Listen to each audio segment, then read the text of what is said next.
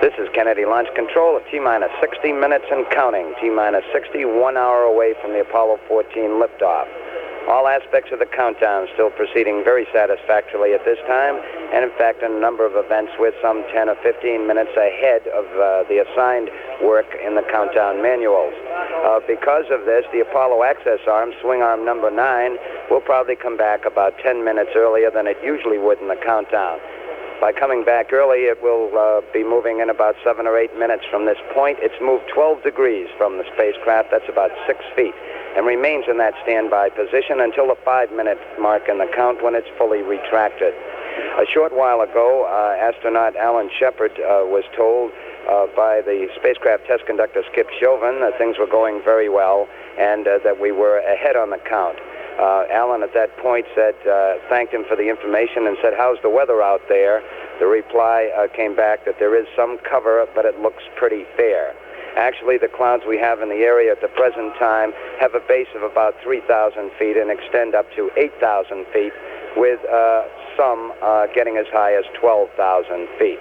This does not appear to be any constraint to a launch attempt as far as the cloud cover is concerned at this time. That's our status. The countdown's still running smoothly. We're go on Apollo 14, T-minus 58 minutes, 33 seconds and counting. This is Kennedy Launch Control.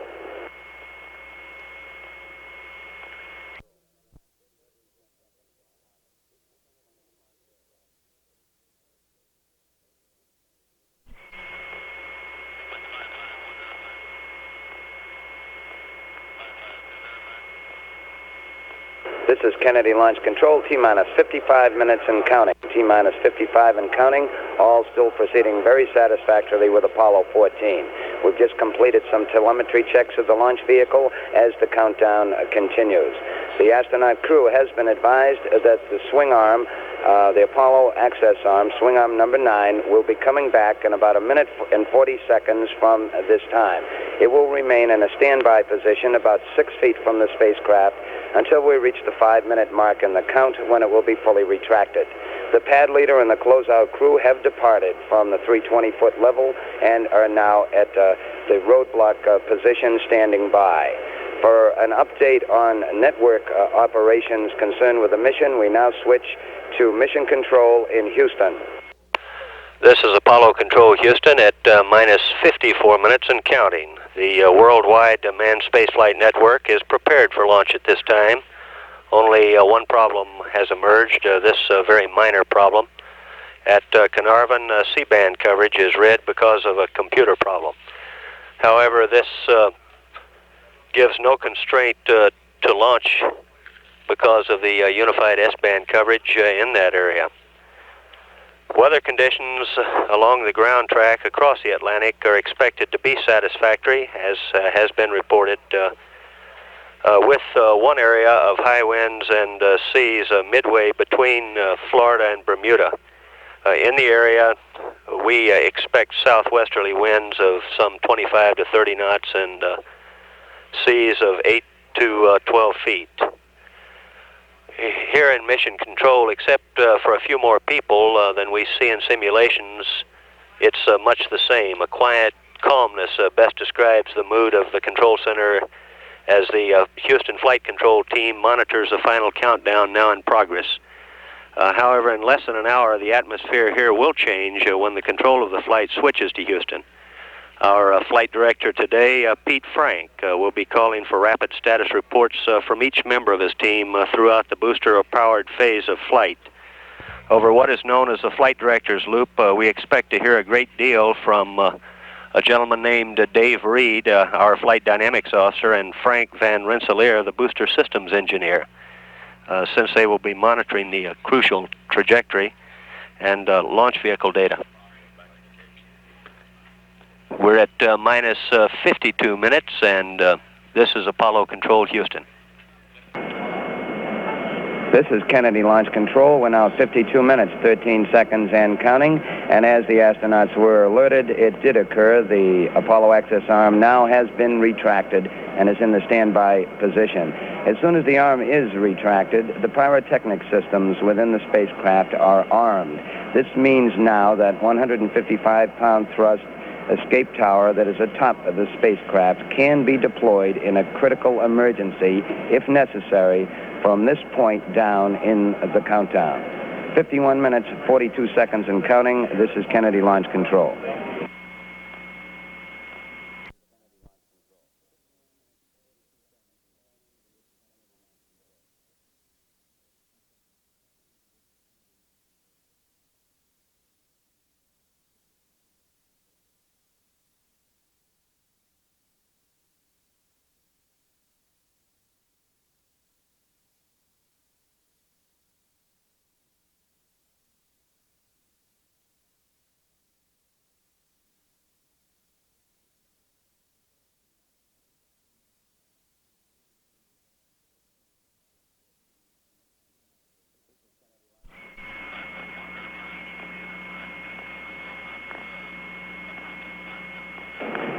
This is Kennedy Launch Control, T-minus 45 minutes and counting, T-minus 45, still go with Apollo 14 in the countdown at this time. Just a matter of a few minutes ago, astronaut Roosa wound up pressurizing the reaction control system of the service module on the spacecraft. These are the big 100-pound thrust engines, which are in quadrants, 4 quadrants around the side of the service module, which are used for certain types of spacecraft maneuvers on the trajectory to and from the moon.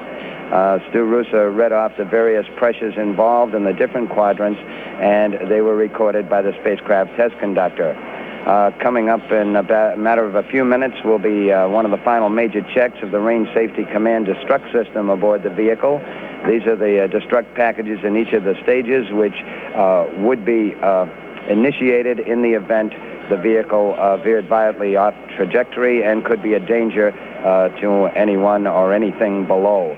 Of course, before destruct action would ever occur, the escape tower first would be triggered on the spacecraft to successfully separate the astronauts from the vehicle in trouble. 43 minutes, 43 seconds and counting. This is Kennedy Launch Control.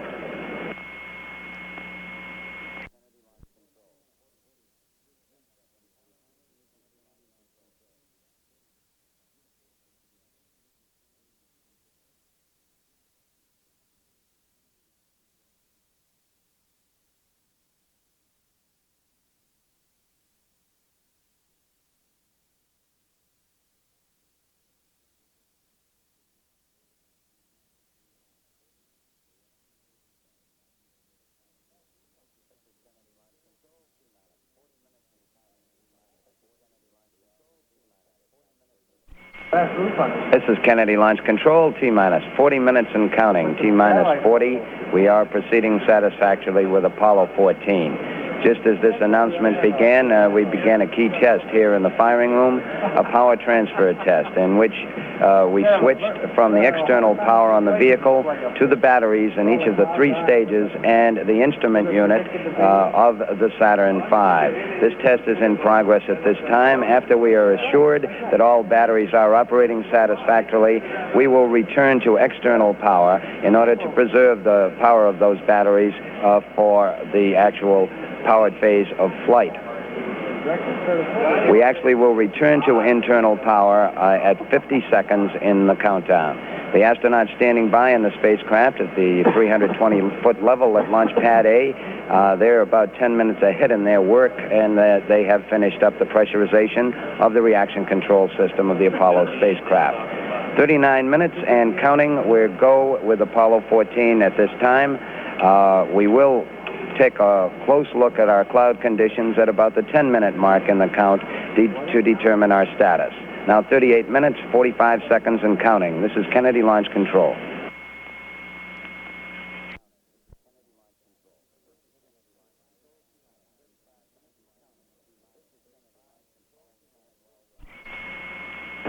This is Kennedy Launch Control, T-minus 35 minutes and counting. T-minus 35, all going well with Apollo 14. Astronauts just been advised by spacecraft test conductor Skip Chauvin that we've just passed the 35-minute mark, and a clip Roger came back in reply. The countdown is still going well. We're keeping a close look at our cloud cover, and we'll proceed to count down to the 10-minute mark take a close look there, and if it appears that we will be clear, we will continue our countdown down through liftoff. We have completed our power transfer test, and all is still going well with the count. 34 minutes, 21 seconds and counting. This is Kennedy Launch Control.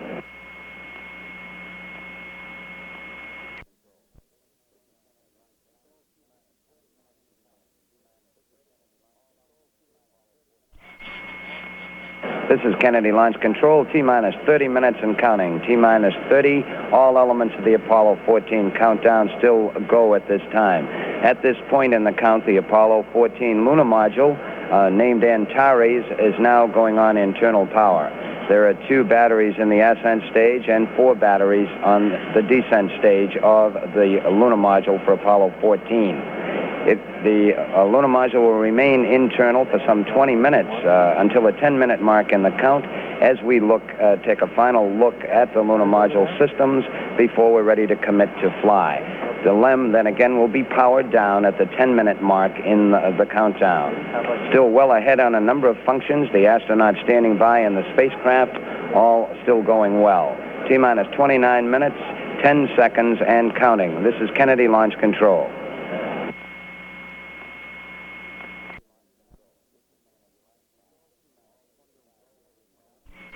This is Kennedy Launch Control, T-minus 25 minutes and counting, T-minus 25. All is still go with the Apollo 14 count.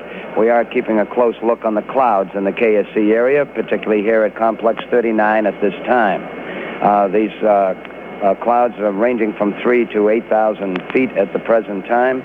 We'll take a close look at the 10-minute mark to determine our posture to continue the count. We're still aiming at this time toward our planned T0 and liftoff at 3:23 p.m. Eastern Standard Time. In progress here in Firing Room 2, the crew is monitoring some automatic telemetry calibrations of the Saturn V launch vehicle. This is to assure that we are properly calibrated to receive the in-flight information during the powered phase of the mission. 24 minutes, 11 seconds and counting. This is Kennedy Launch Control.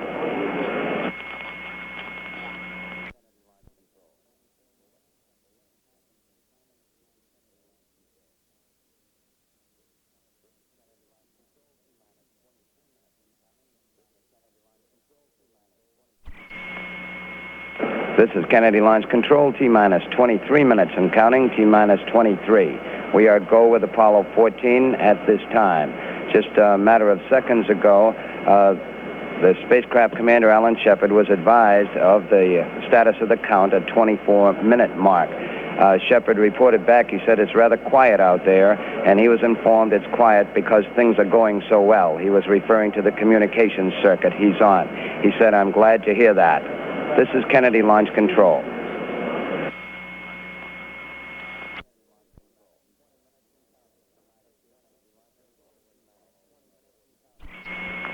This is Kennedy Launch Control at T-minus 20 minutes and counting. T-minus 20, still go with Apollo 14 at this time.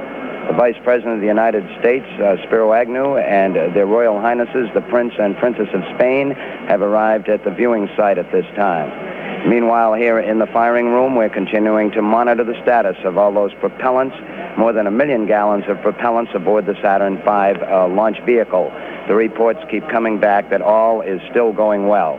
The astronauts standing by in the spacecraft at this point, we're keeping a close eye on the clouds overhead, and we'll take a hard look at our situation at the 10-minute mark in the count to determine our progress from then on down. T-minus 19 minutes, 16 seconds and counting. This is Kennedy Launch Control.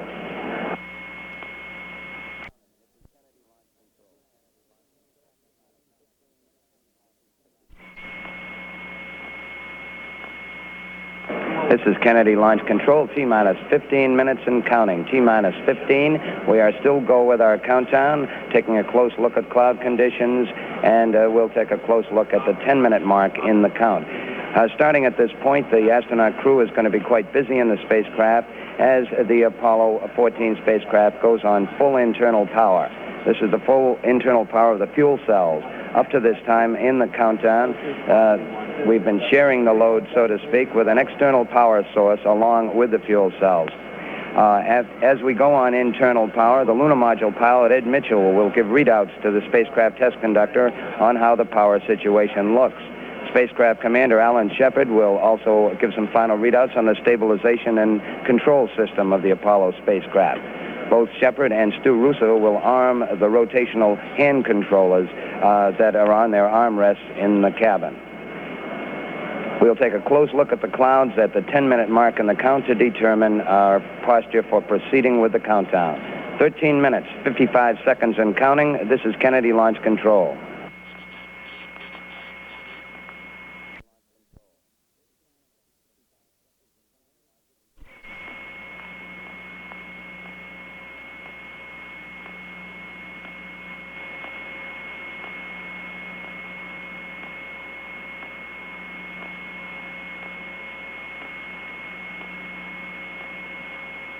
This is Kennedy Launch Control, T-minus 10 minutes and counting, T-minus 10. We are proceeding at this time. However, the weather conditions, the clouds in the area being evaluated at this point. If a hold is required, it could occur about 2 minutes from this time. We'll stand by for further reports. In the meantime, the Apollo 14 flight crew have completed some checks on what's called the Astrolaunch circuit. This is a special radio frequency circuit used by the spacecraft communicator, the launch operations manager, and the spacecraft test conductor to advise the astronauts of abort conditions. This is Kennedy Launch Control. We are now advised that we will hold for weather. We will hold the countdown at the 8-minute mark in the count. We're now at 9 minutes, 10 seconds and counting. To repeat, we will hold the countdown at the 8-minute mark because of cloud conditions in the launch facility area. This is Kennedy Launch Control.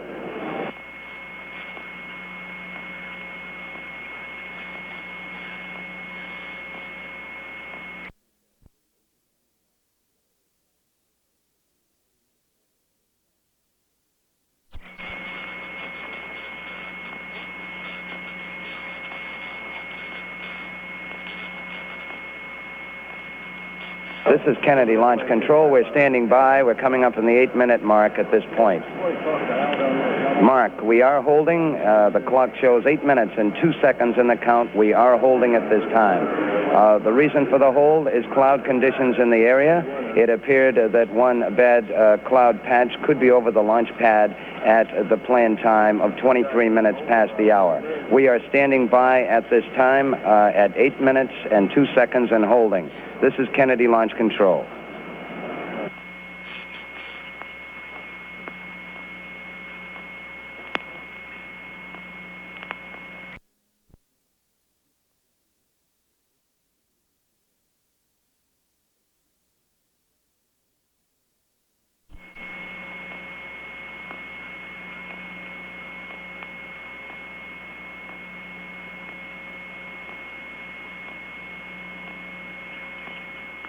This is Kennedy Launch Control. We remain in our hold on the Apollo 14 countdown. The clock reading minus 8 minutes and 2 seconds and holding.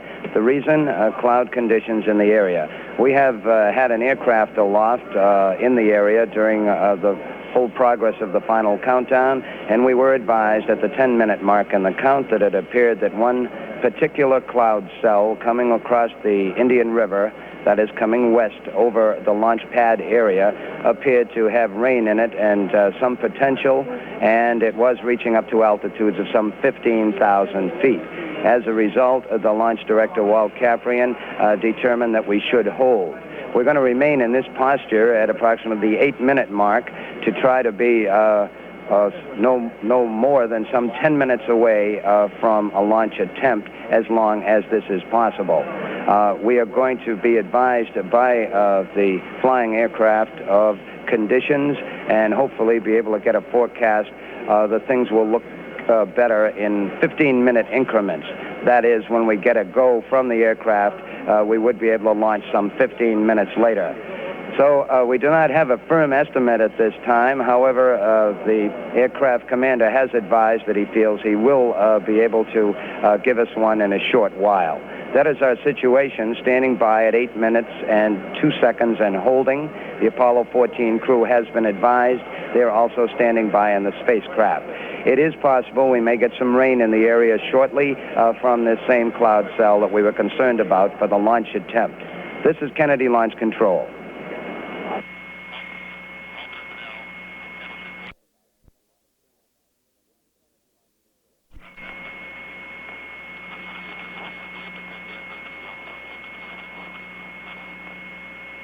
This is Kennedy Launch Control. We remain in our hold at T-minus 8 minutes and 2 seconds and holding because of cloud conditions in the area. We can remain in this posture at the 8-minute mark for approximately 1 hour. If we had to remain in the hold longer, we would have to recycle to an earlier mark in the countdown. But we can remain here at the 8-minute mark for approximately 1 hour from the time the count was held. Our situation as far as the clouds are concerned, from the latest advice from the aircraft, is at its earliest, these cloud conditions might be able to pass through this area in about 15 minutes. If at the end of that time the aircraft could give us a good forecast that we would be fairly clear for 20 minutes beyond that time, it's very possible the countdown could be resumed. However, we expect to be in this position at the present time for at least 15 or 20 minutes. We remain at T-minus 8 minutes, 2 seconds, and holding. This is Kennedy Launch Control.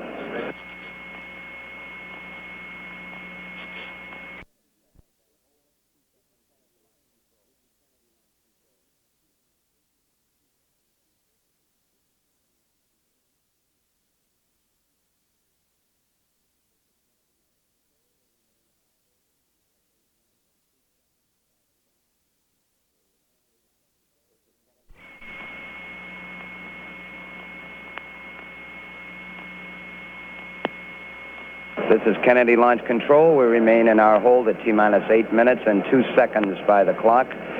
The launch vehicle test conductor, Gene Sestile, has just advised all the support elements for the 3 stages and instrument unit of the Saturn V that the best estimate at this time is this hold will continue for another 15 minutes. He also pointed out to his test conductors for the various stages that they should be ready when they are alerted to be able to pick up the count at the 8-minute mark. That is our status. We're awaiting further word from the aircraft that's surveying the clouds from the top, and we remain at T-minus 8 minutes. This is Kennedy Launch Control.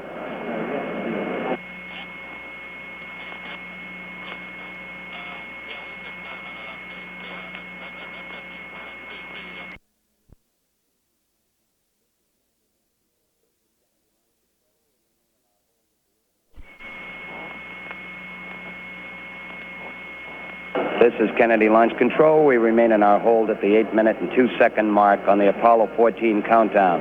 The National Weather Service's aircraft in the area now advises that this cloud buildup we have should continue through the area for another 15 to 30 minutes. However, he reports that presently just northwest of the Kennedy Space Center and northwest of the city of Titusville, the area does appear to be clearer, and he indicates that there would be a good possibility to resume the count some 30 minutes or so from this time. We'll be standing by for further reports as we await continuing reports from the weather plane. The clouds here extend up to about 18,000 feet, and we are getting some rain in the Complex 39 area at this time. 8 minutes and 2 seconds and holding on the clock for Apollo 14. This is Kennedy Launch Control.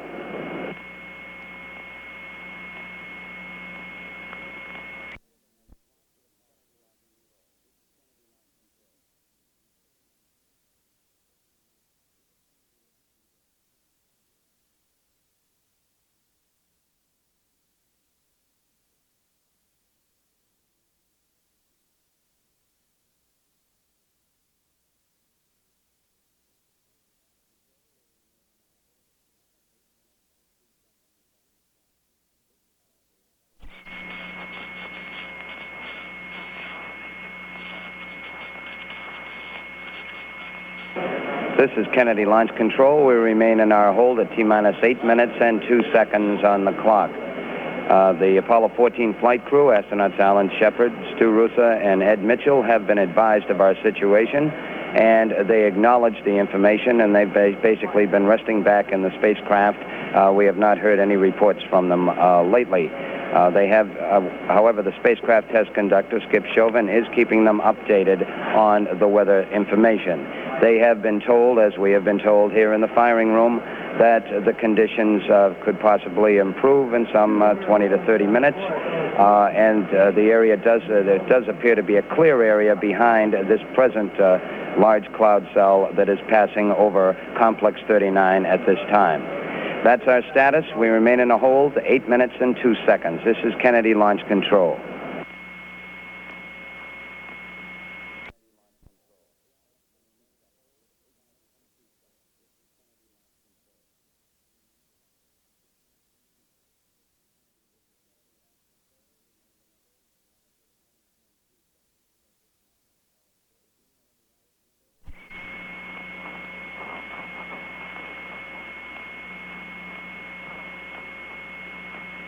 This is Kennedy Launch Control, remaining in the hold, T-minus 8 minutes and 2 seconds at this time on Apollo 14. We're standing by for further advisories from the National Weather Service's aircraft, which is surveying the cloud conditions in the area. Just a matter of a minute or two ago, the Director of Flight Crew Operations, Deke Slayton, called in to Al Shepard in the spacecraft and mentioned to Al that at least it's more comfortable up there than it was in the old days. Al reported back, "Oh my, yes." He also added to Deke that we're in good shape up here. We're standing by for further reports, holding 8 minutes and 2 seconds. This is Kennedy Launch Control.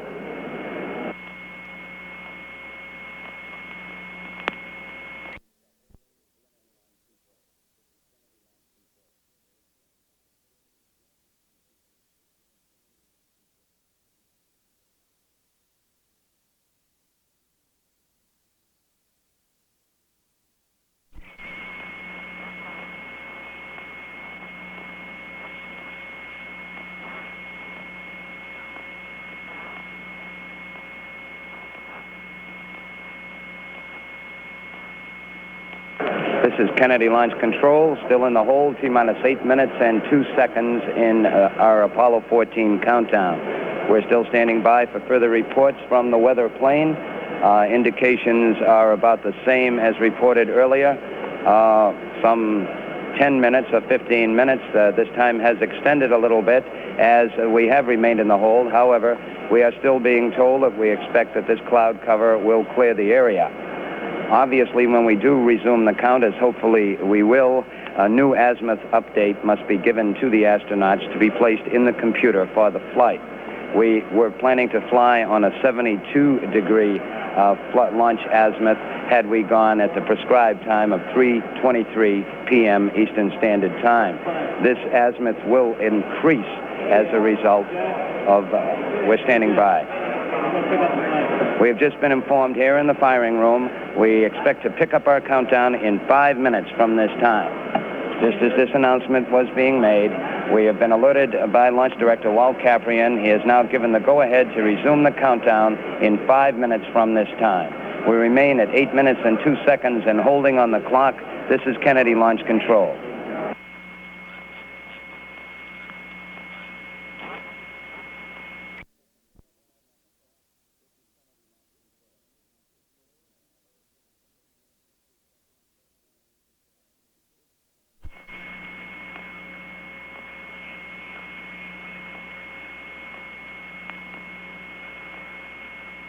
This is Kennedy Launch Control and our hold T-minus 8 minutes and 2 seconds, but planning to resume the countdown several minutes from this time. From the latest advisories from the weather aircraft, it appears that the higher altitude clouds will have cleared the area by our now new planned launch time. We still will be launching through some cloud cover, but the top of these clouds will be 10,000 feet or less. This is the latest forecast we have from our weather advisory via the aircraft. We're at T-minus 8 minutes and 2 seconds and holding, but planning to resume the count in several minutes. This is Kennedy Launch Control.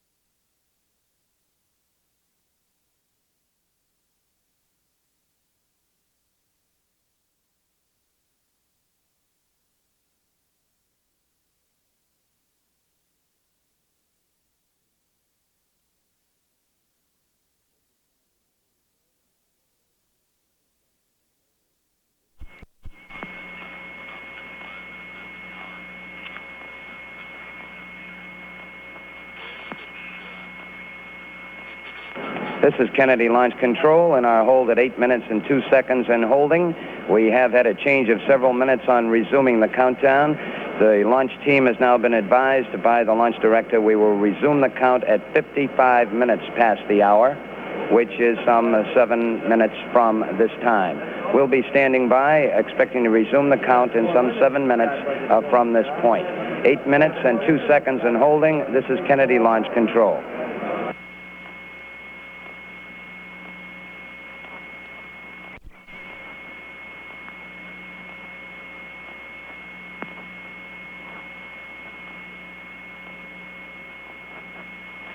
This is Kennedy Launch Control, Apollo 14 countdown holding at 8 minutes and 2 seconds, but expecting to resume the count 5 minutes from this time. The launch team has been advised here in the firing room, and the spacecraft team back at the Manned Spacecraft Operations Building conducting the spacecraft portion of the countdown. The astronauts on board, of course, also have been alerted. They just came back with a Roger reply. This information we have been receiving concerning our cloud cover has been provided by a research flight facility aircraft of the National Oceanic and Atmospheric Administration. This aircraft has been flying in the area as support for the Apollo 14 mission. 8 minutes, 2 seconds and holding. This is Kennedy Launch Control.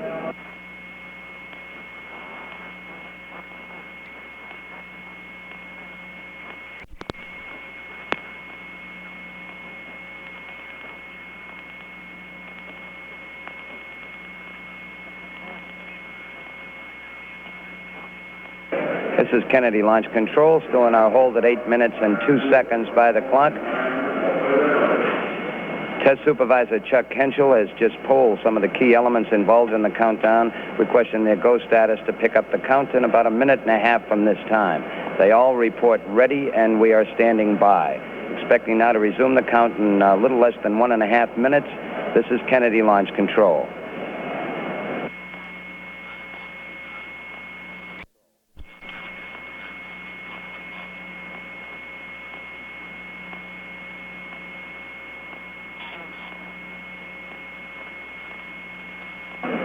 This is Kennedy Launch Control. Mark, we have resumed our countdown. T-minus 8 minutes and counting on Apollo 14. We're still keeping a close eye on our weather conditions at this time, but Launch Director Walter Caprian has made the determination to resume the count. This should put us with a liftoff at 3 minutes past the hour if all continues to go well. We're now starting the chill down of the engine chambers on the third and second stages of the Saturn V launch vehicle. This is one of the critical elements and has to do with hold times. The chill down has to last a precise period. We feed in extremely cold helium into the engine chambers of both the second stage and third stage to condition them for the very cold liquid oxygen and liquid hydrogen that will be flowing into the chamber when they're due to ignite later during the powered portion of the flight. All is still going well as far as launch vehicle, spacecraft, and the 3 astronauts on board. Coming up in the 7-minute mark. Mark, 7 minutes and counting. This is Kennedy Launch Control.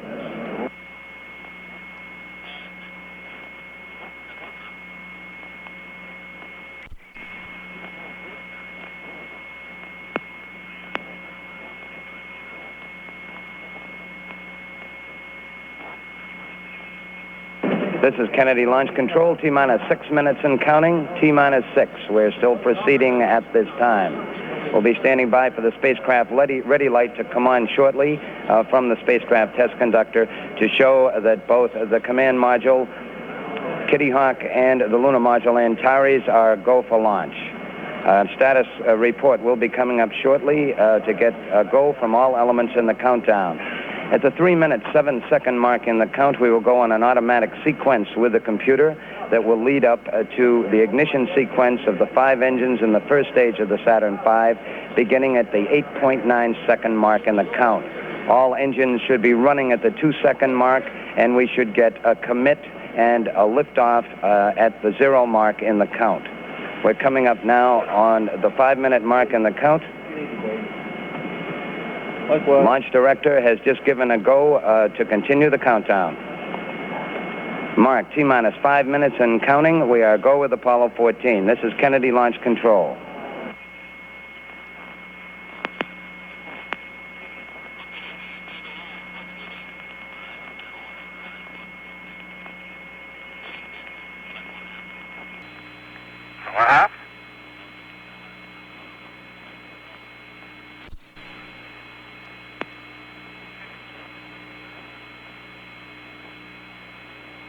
This is Kennedy Launch Control, minus 4 minutes and counting on Apollo 14. That's affirmative, all We five. go with the mission at this time.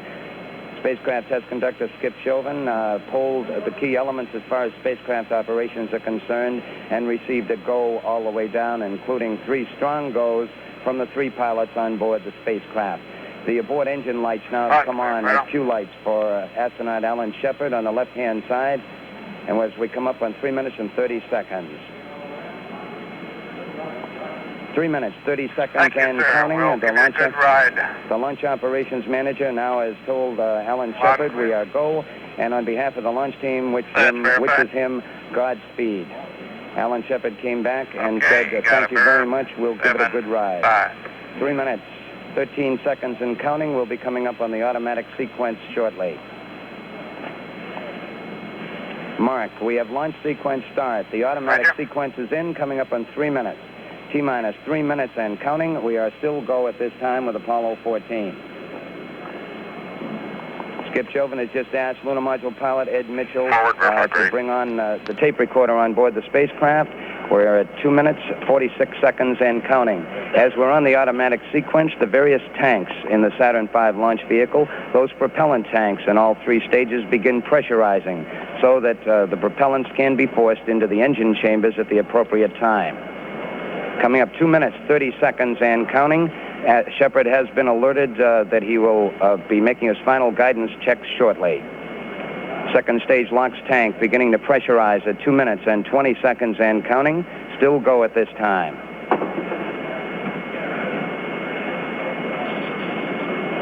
2 minutes, 10 seconds. We are still go. We have taken the environmental control system off external. We've gone on internal with the environmental control of the spacecraft. 2 minutes and counting. We are still go. The tanks in the Saturn V still continuing to pressurize. The sequence for the ignition of those 5 engines in the first stage of the Saturn V will begin at 8.9 seconds. We're now 1 minute, 45 seconds and counting. Still go with Apollo 14. We'll go on internal power in the Saturn V launch vehicle at the 50-second mark in the count. At ignition and liftoff, we'll have more than 7.5 million pounds of thrust pushing the space vehicle off the launch pad. This is the heaviest Saturn V space vehicle to be launched thus far. Coming up on the 1 minute, 20-second mark. 1 minute, 20 seconds and counting. Still go at this time. Third stage tanks now are pressurized according to our Stratus board here in the firing room. 1 minute, 10 seconds and counting.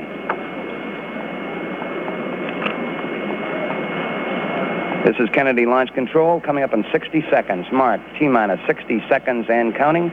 Still go with the count. First stage tanks are now pressurized as our status board gives us a rundown on the automatic sequence. 50 seconds and counting. We've now gone on internal power on the internal batteries of the Saturn V as the count continues. 40 seconds and counting. Alan Shepard reports that he's performing his final guidance alignment, the final maneuver the astronauts perform before liftoff. 30 seconds and counting. Stu Roosa just said, thanks, it's been a good count. 25 seconds and counting. We are still go. 20 seconds, guidance alert. The guidance system now going internal. 15, 14, 13, 12, 11, 10, 9, 8. Ignition sequence start. 5, 4, 3, 2, 1, 0. Launch commit. Liftoff. We have liftoff with Apollo 14. 3 minutes past the hour.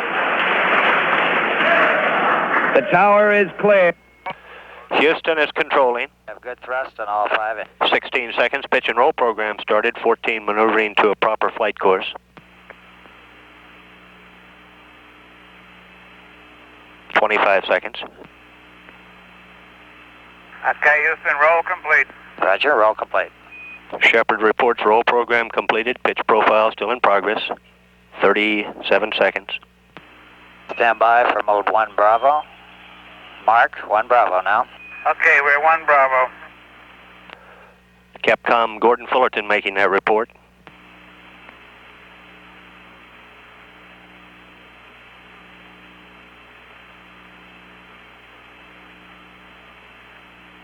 Mark, 1 minute. Cabin pressure coming down, adjusting from sea level to a space environment. Status check in mission control, coming up all greens on the flight director's console. In Houston, everything looks good here on the ground. Right. 1 minute, 19 seconds coming up on period of maximum aerodynamic pressure on the vehicle.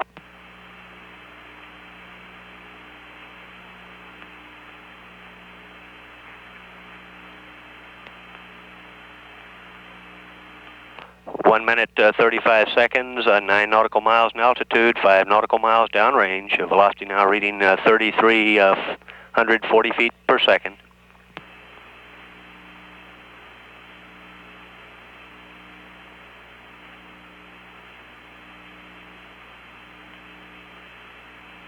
Pass through max Q. Mode 1 Charlie. Mark, 1 Charlie now. We're 1 Charlie. EDS auto's off. Roger.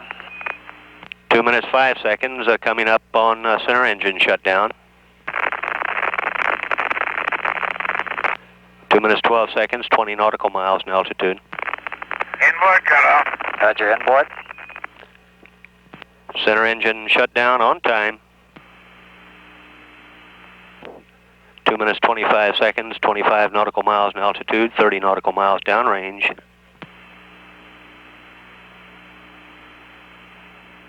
Mark, 2 minutes, 35 seconds, coming up on staging.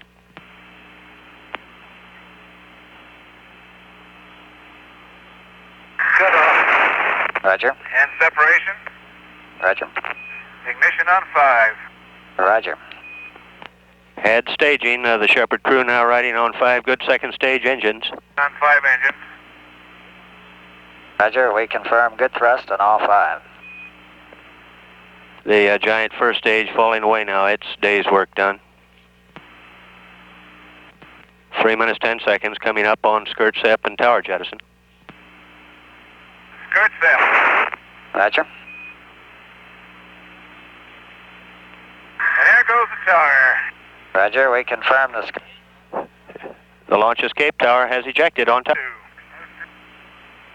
Steam press, water auto. Roger, Ed.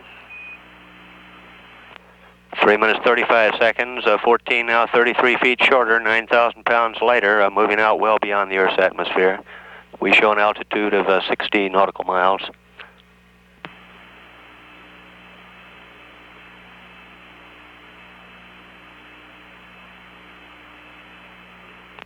Mark, 3 minutes, 55 seconds, 63 nautical miles in altitude, 143 nautical miles downrange, velocity now. Houston, at 4 minutes, trajectory and guidance look good.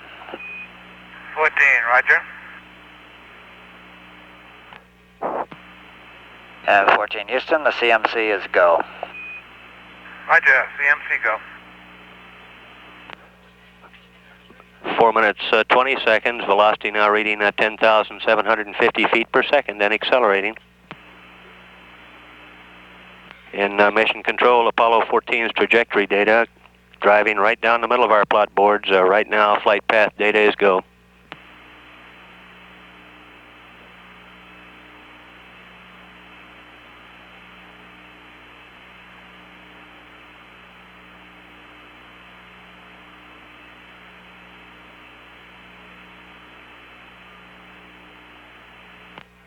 Coming up on 5 minutes, 78 nautical miles in altitude, 235 nautical miles downrange.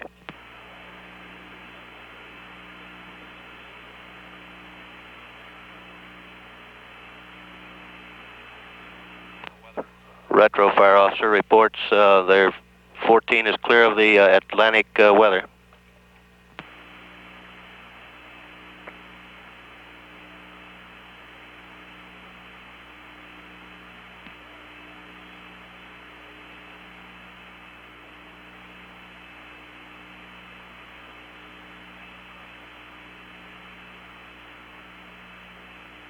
Predicted time for S2 shutdown, 9 minutes, 16 seconds, very close to nominal. We're at 5 minutes, 45 seconds.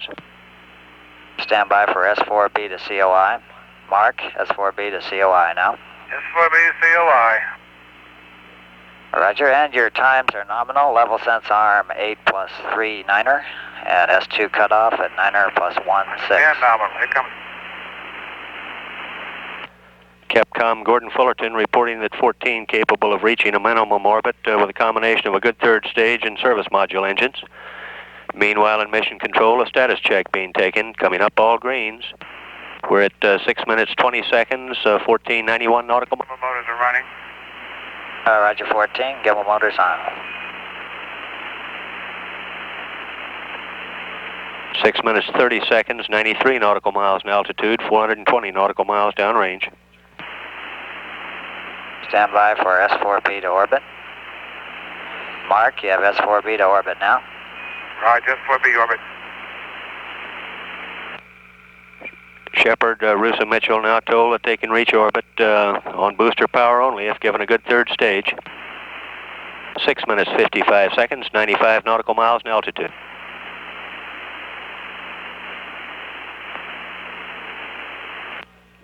7 minutes 5 seconds, 499 nautical miles downrange. Velocity now reading 16,587 feet per second.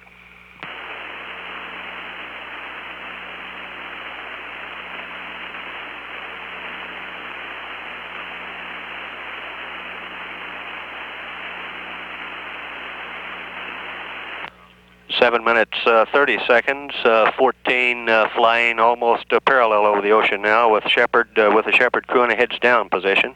Really moving out now for downrange distance. We show downrange of 587 nautical miles. Inboard cutoff. Roger, inboard. That was center engine shutdown right on time.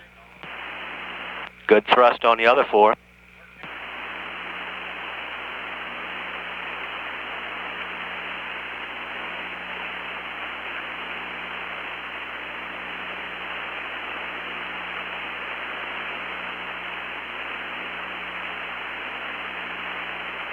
Eight minutes, 10 seconds, 14 now, 98 nautical miles in altitude, 700 nautical miles downrange. Velocity now reading 19,881 feet per second. Staging status. Your go for stage. CMC is go. Roger, CMC go.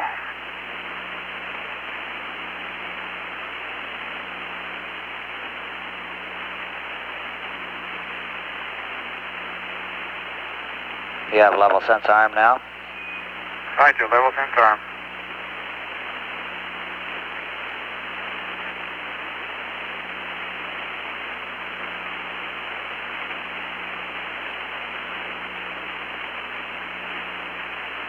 Mark 9 minutes, 100 nautical miles in altitude, 830 nautical miles downrange.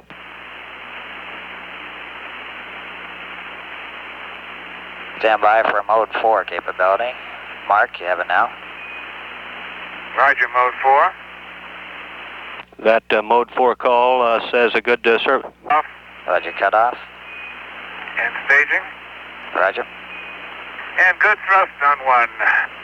Roger. 9 minutes, 30 seconds. Thrust looks good on the S4B after staging. Looks good on the S4B. Thank you.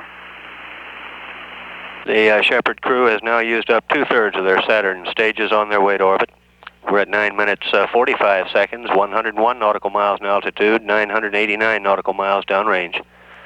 Velocity now reading at 23,313 feet per second.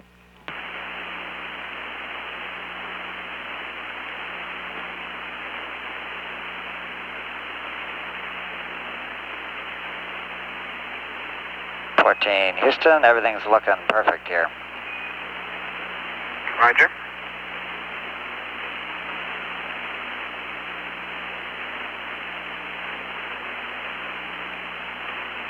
Ten minutes, 25 seconds, 102 nautical miles in altitude, 11,443 nautical miles downrange.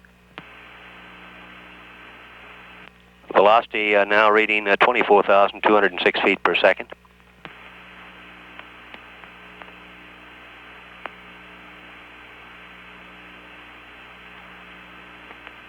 14 Houston, predicted cutoff is as planned, 11 plus 43.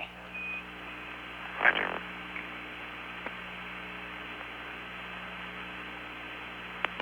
Predicted time of shutdown, 11 minutes, 43 seconds. We're now at 11 minutes, 10 seconds. In Houston, predicted cutoff 11 plus 43, nominal. Over. Roger, 11 plus 43. Downrange distance now 1,322 nautical miles. 11 minutes, 30 seconds.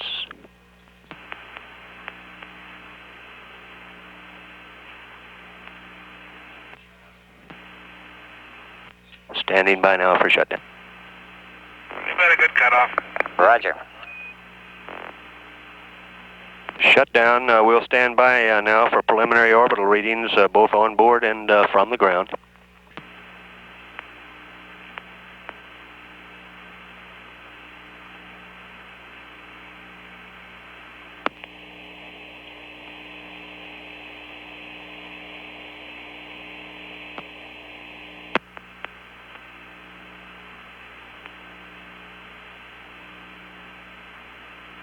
Apollo 14 Houston, the booster is safed and your orbit is go. Roger. Good show. Go orbit, booster safe.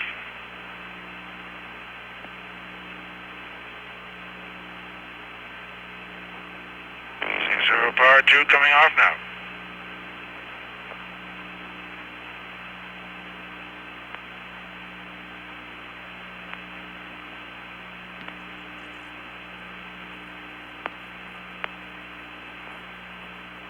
Houston, I have a Z-torquing angle when you're ready to copy.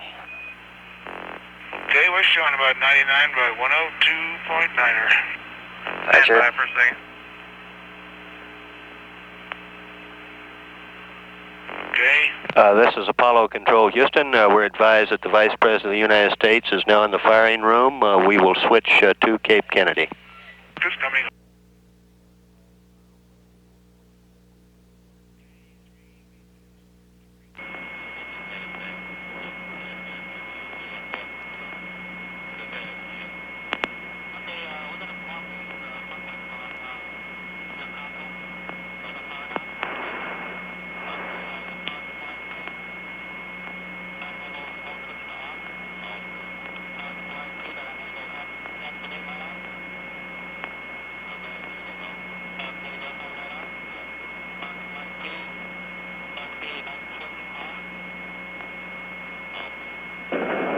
This is Kennedy Launch Control. The Vice President of the United States and their Royal Highnesses, the Prince and Princess of Spain, have now arrived in the firing room and are being introduced at this time to the Launch Director, Walter Caprian.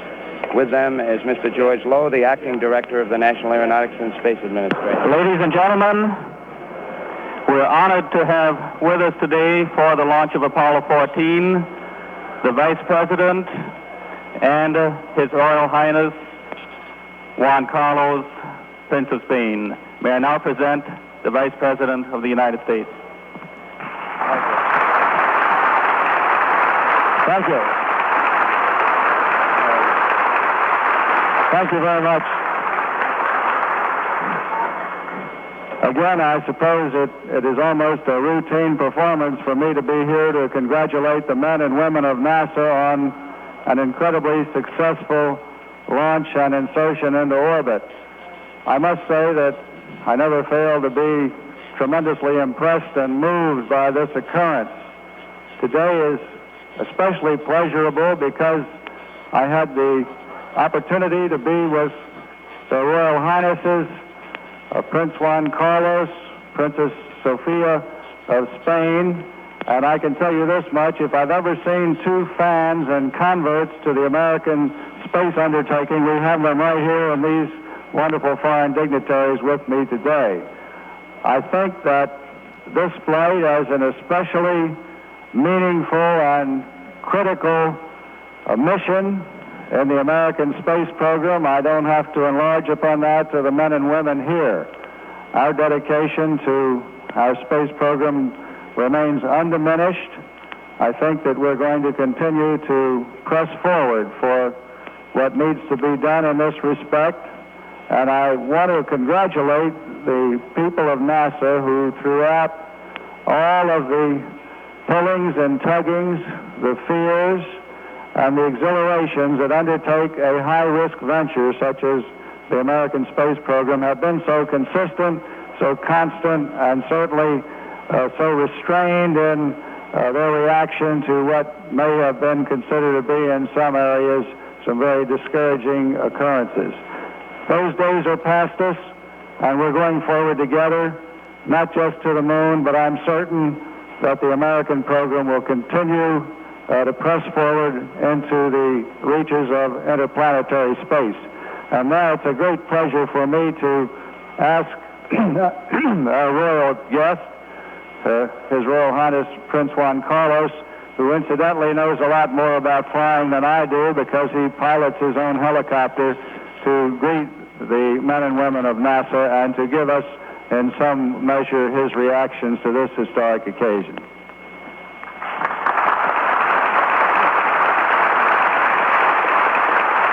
Thank you. Thank you very much, Mr. Vice President. You said that we were fans. We are fans. We came here in 1962 in our honeymoon. We met some of you that we saw today, and we were very happy to see them again. We saw the installations and the facilities of NASA in Houston, with Dr. Lowe was there then, at the time, and we were very much interested. Personally, I followed a few of the tracking stations you have in my country. I know the people there, and I know how well they are doing. Here, I don't have any words because you are the man who put up those 3 men that now go to the moon, and you're doing so much for progress and for the whole humanity that I'm very proud to be a part of you today. Congratulations, and thank you very much.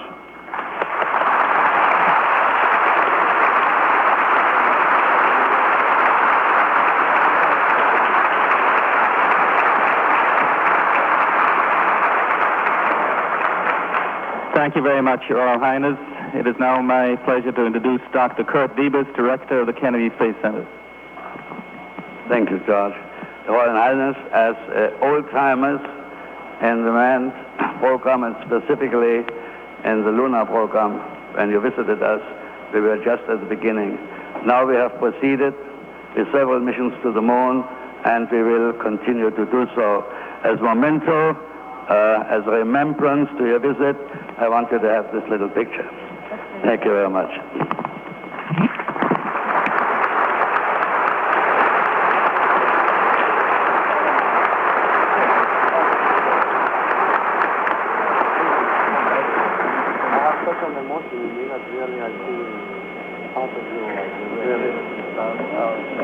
I was telling the Vice President that in the moment of this thing, I felt myself always lifting up myself. I said, well, I'm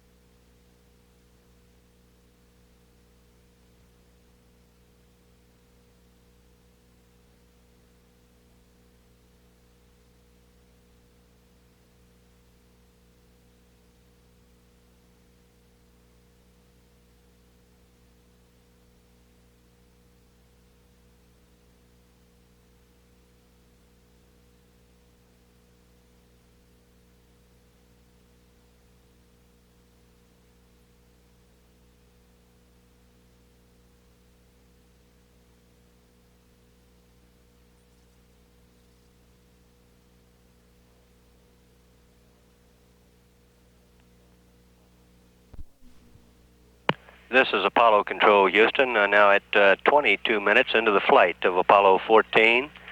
We're less than 2 minutes away now from loss of signal with Canary.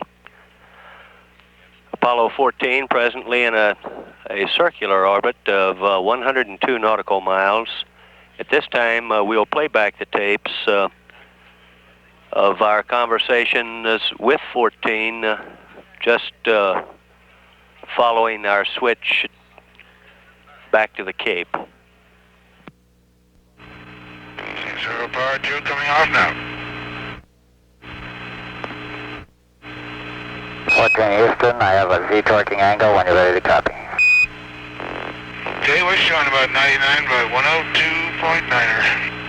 Roger. Okay. 2 safe. 6 logic, 2 off. 2 arming breakers coming open. Okay, 3 VMAX going to rate 2. Okay, SDS logic's on. Okay, 2 normal. Left on. Apollo 14 Houston, the Saturn is configured for orbit. We're showing you in a 102 circular orbit, okay? I understand 102 circular.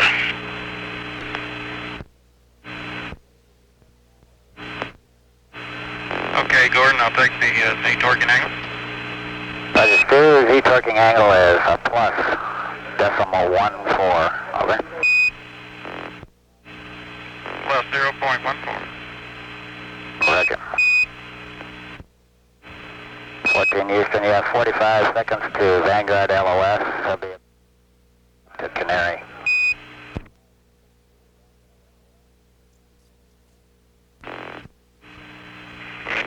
Roger, Houston.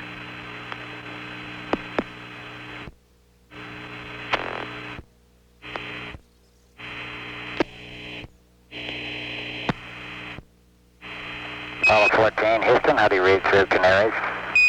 Loud and clear, Houston. And you're loud and clear. 14 Houston, about 45 seconds to LOS. We have nothing for you before Carnarvon. Over. Roger, we're on the checklist. Roger. See you in Carnarvon, Gordon. Roger.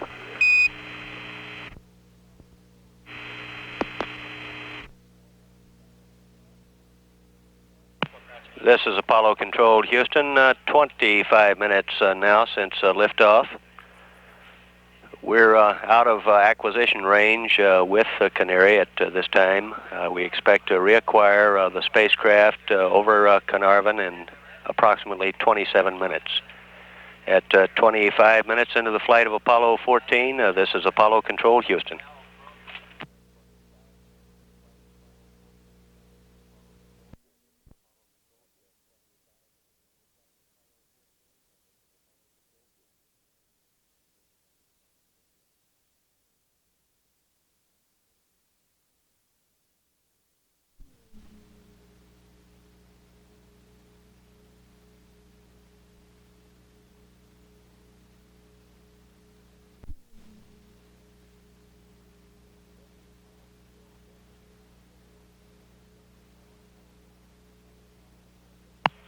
This is Apollo Control Houston at 51 minutes now into the flight of Apollo 14. We have just acquired the Apollo 14 spacecraft through Carnarvon.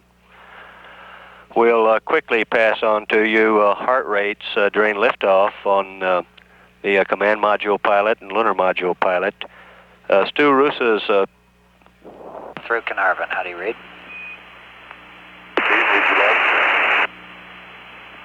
Roger, we're reading you. A lot of background static. Houston,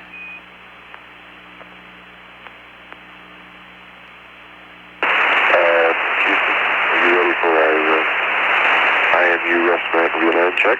P52 numbers. Roger. Ed, go ahead. Touchdown 71, start 22, 24, 905. Is all balls. Down 93. Plus 00085. Plus 00010.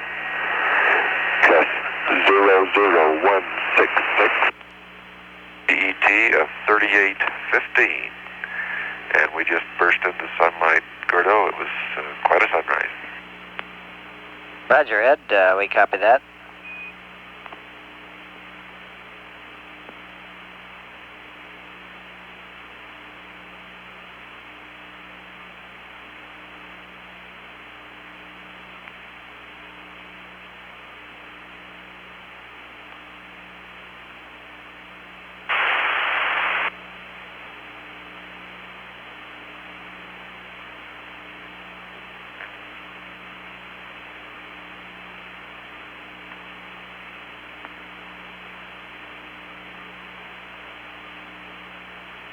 This is Apollo Control, Houston. During this lull in communications, we'll start again to pass along those heart rates at liftoff. That was a peak rate of 132 on Command Module pilot Stu Roosa. He averaged in the 120s during the boost phase of flight. In the case of Ed Mitchell, his peak rate was 90 and ran in the 80s. Commander Alan Shepard, we received no data on. We suspect a loose sensor or connector, and this will be fixed sometime in orbit during a more quiet period.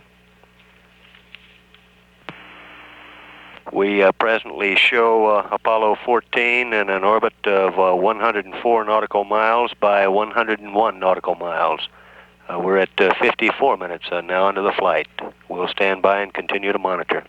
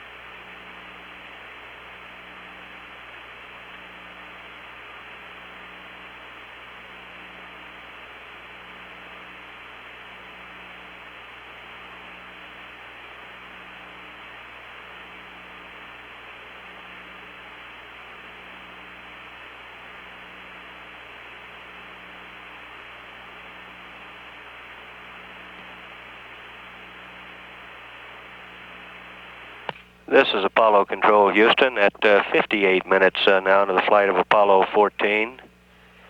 Continuing here with a lull in air-ground conversation.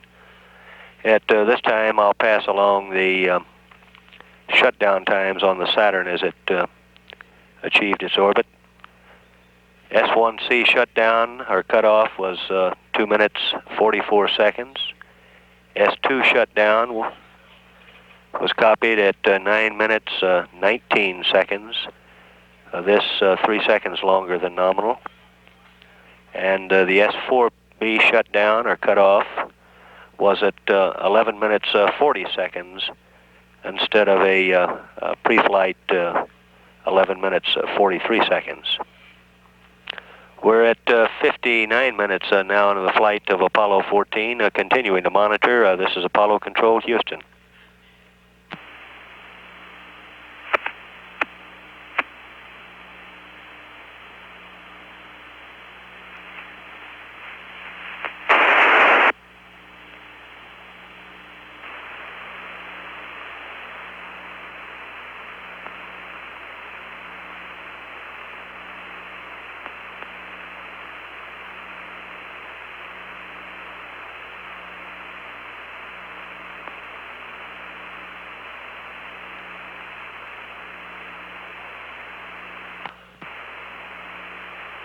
Apollo Control Houston, 1 hour now into the flight of Apollo 14. We've had LOS with Carnarvon. We expect to acquire Honeysuckle momentarily. At 1 hour into the flight, this is Apollo Control Houston.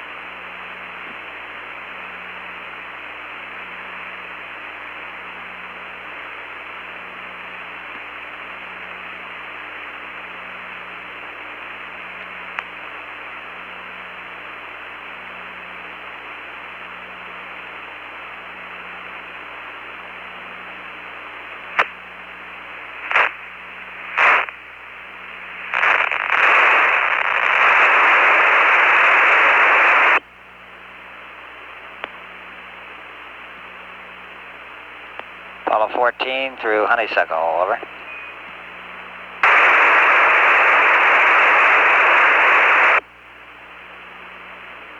Apollo 14, Houston, through Honeysuckle, if you read, go Omni Charlie.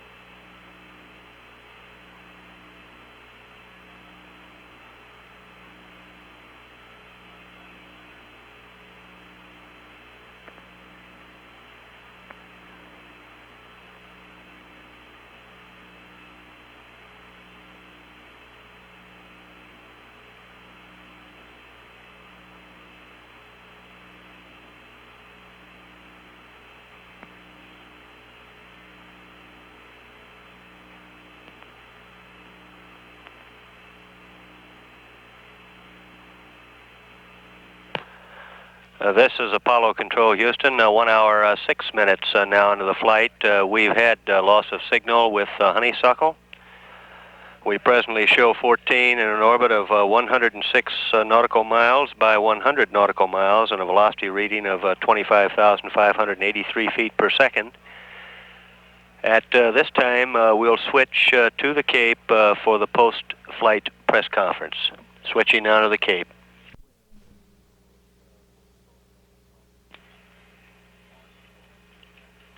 This is Apollo Control, Houston, at 1 hour and 30 minutes now since the liftoff of Apollo 14. We presently show 14 less than a minute away now from acquisition, with an orbit of 106 by 101 nautical miles. A preliminary look at our translunar injection burn puts it at a time of 2 hours, 28 minutes, 27 seconds.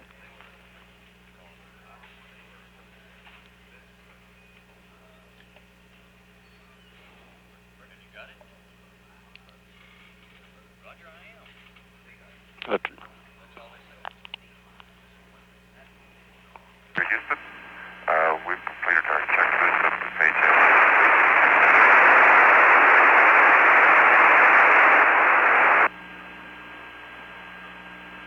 14 Houston, we started getting pretty bad static right in the middle of that transmission. Would you say again? Roger, Houston, we have completed our L to 18. Roger.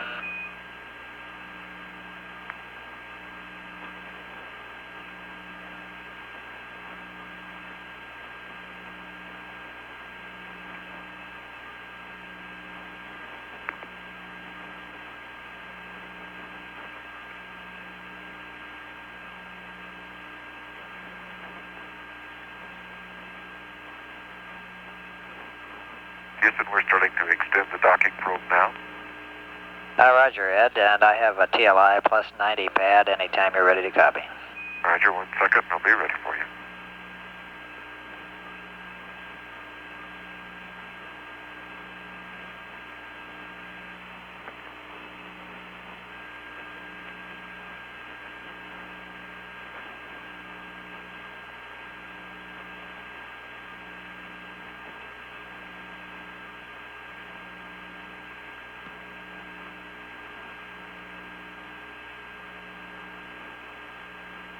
Okay, Houston, the probe's extended.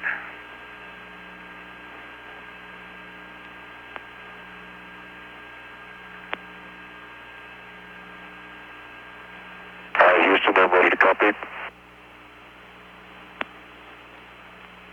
Okay, Ed, one question from Dr. Gilruth. They're wondering how you all like 0G. Say again, Houston. Dr. Gilruth was wondering how you like flight in 0G. Hey, I think I got that one, Gordon. You're asking about 0G, and it's really great. Everybody's in great shape. We're having a ball well ahead of the timeline. Raj, I'll go ahead with TLI plus 90, Ed, if you're ready. All right. Okay, it's a TLI plus 90 SBS/GNN. Down 47, 64470. Minus 145. Plus 130.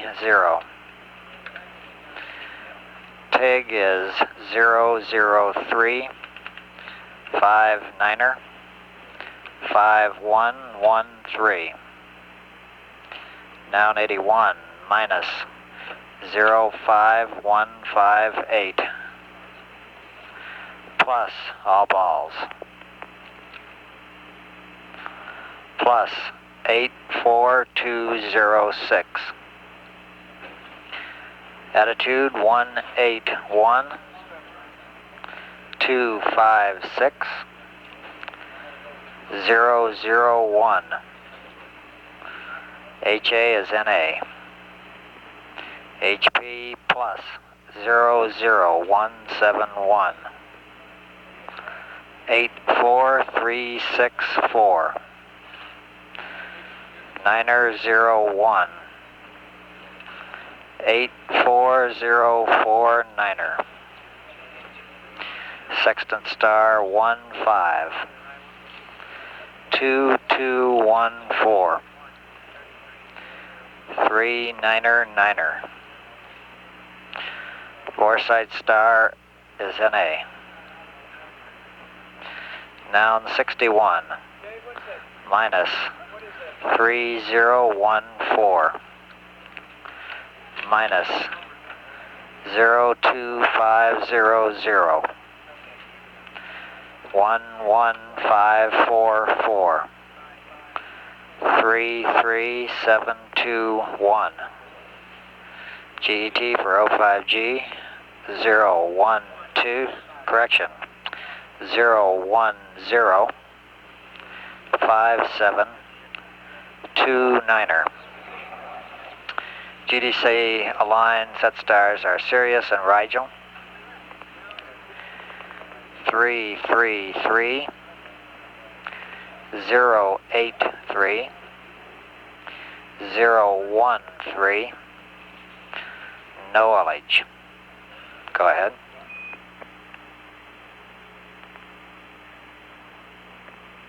Roger, Houston, that comm wasn't too good.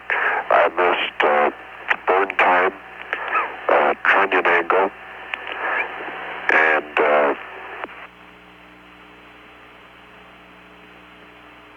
repeat those two. Roger, your burn time is 9er01. And trunnion angle 39er9er. Over. Roger, and say again the burn time.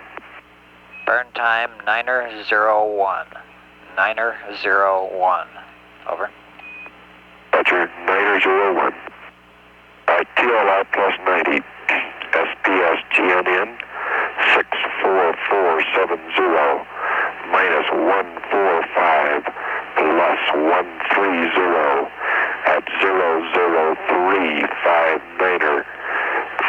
5113.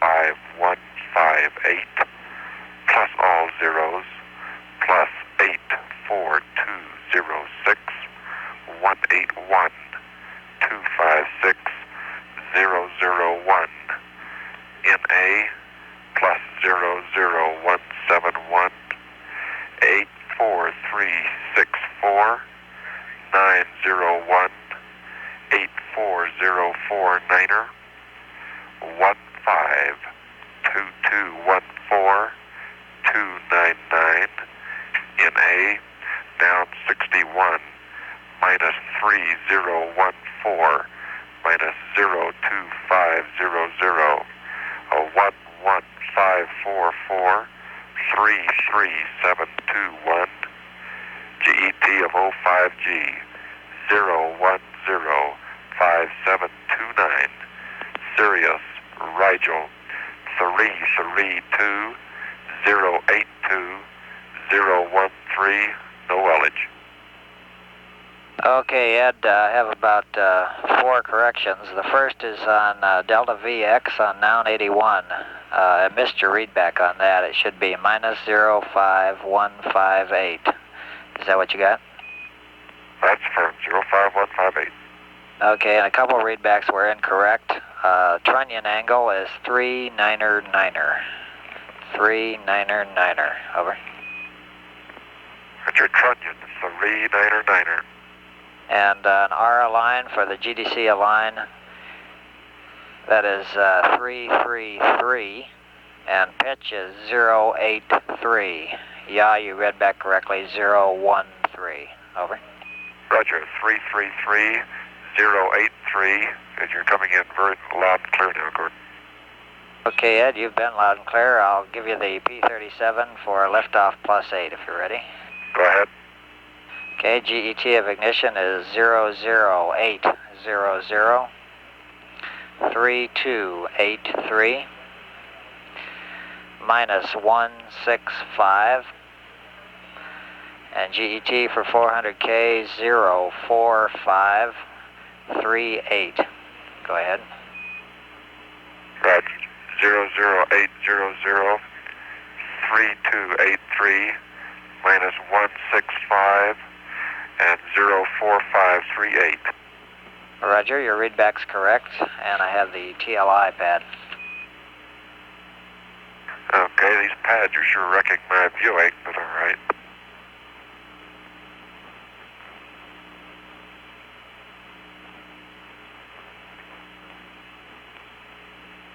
Okay, Houston, go ahead with the TLI pad. 14 Houston, before the pad, would you give us poo and accept for new state vector? Okay, you have it.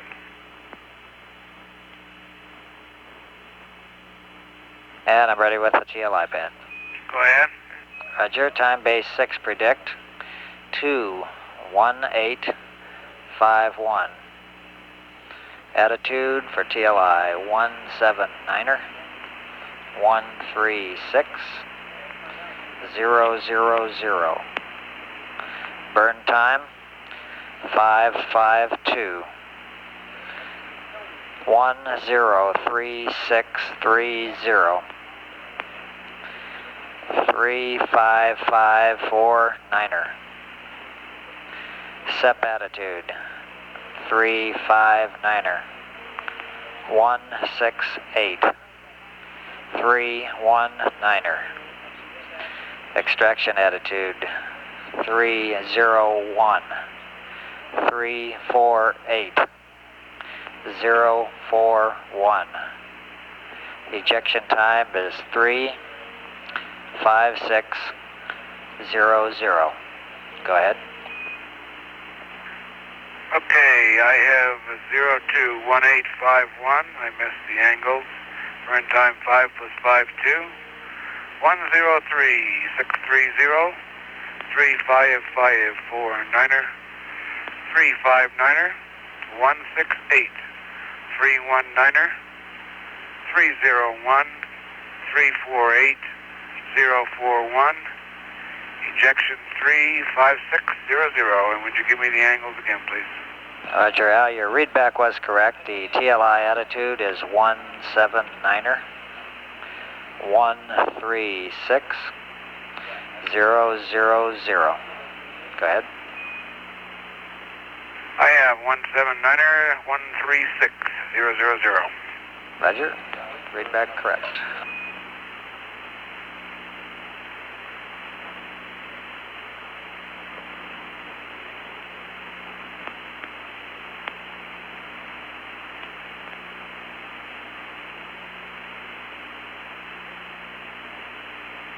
Apollo 14, Houston, the computer's yours. We're through with the uplink. Okay, thank you.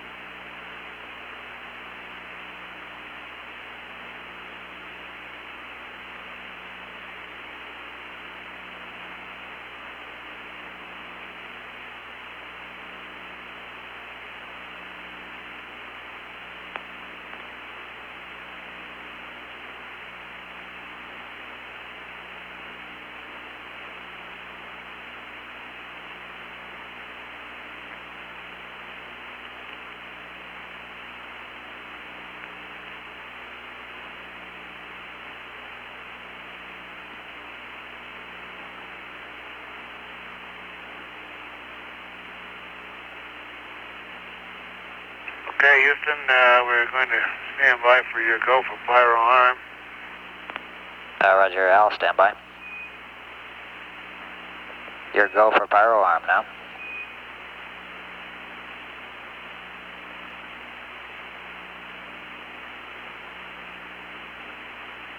Okay, Houston, the logic switches are on. Roger, and now your go for pyro arm. Thank you.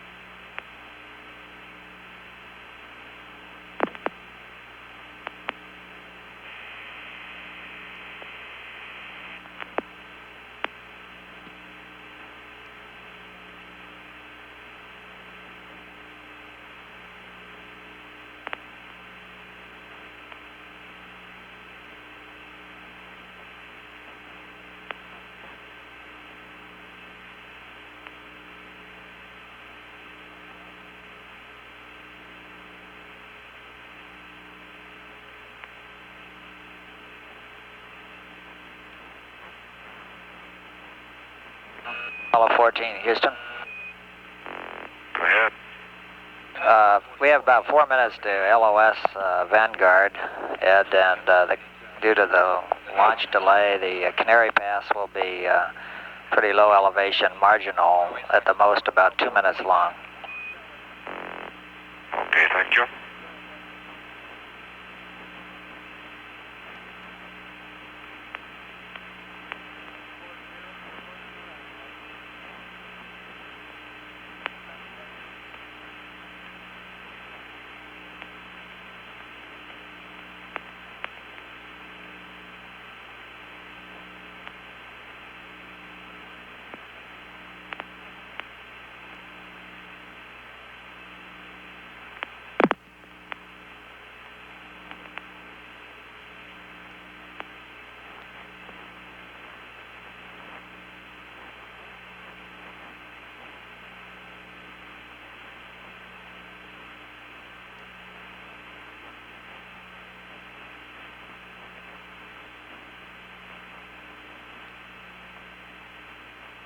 Apollo 14, Houston.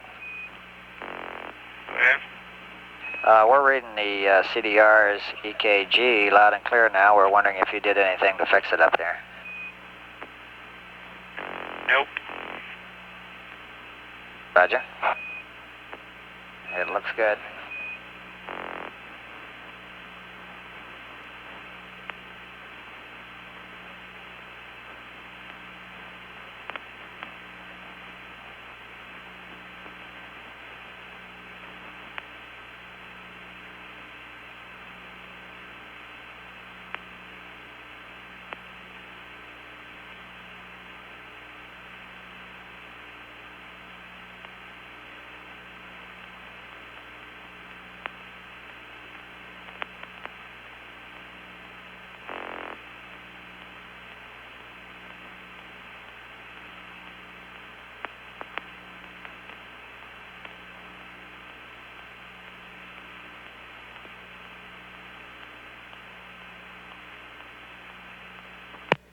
Apollo Control, Houston, 1 hour, 47 minutes now into the flight. You heard the translunar injection pad being passed to the crew. We're presently looking at a time of ignition of 2 hours, 28 minutes, 29 seconds. A delta V on the burn of 10,367 feet per second.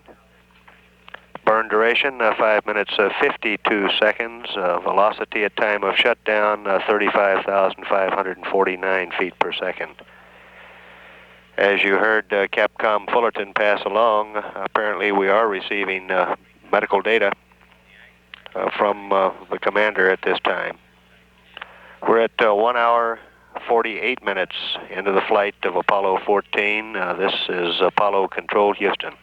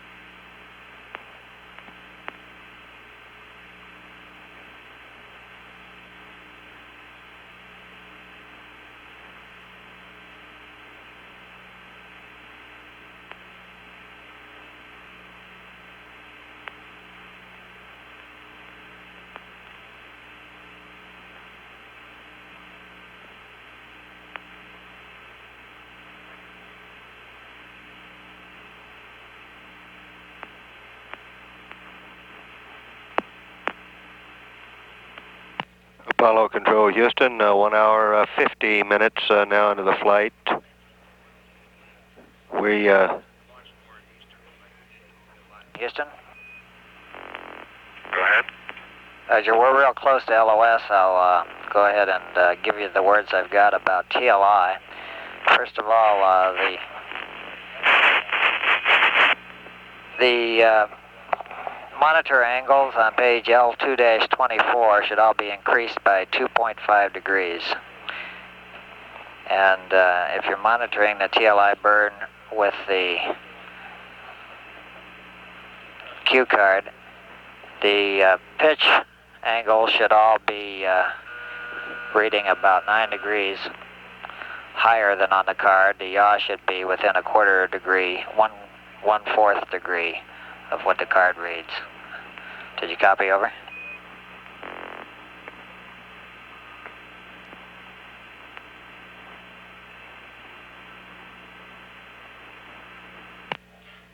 Apollo Control, Houston, 1 hour, 51 minutes. Apparently we had loss of signal with 14 just about the time Capcom Fullerton was passing along that new data.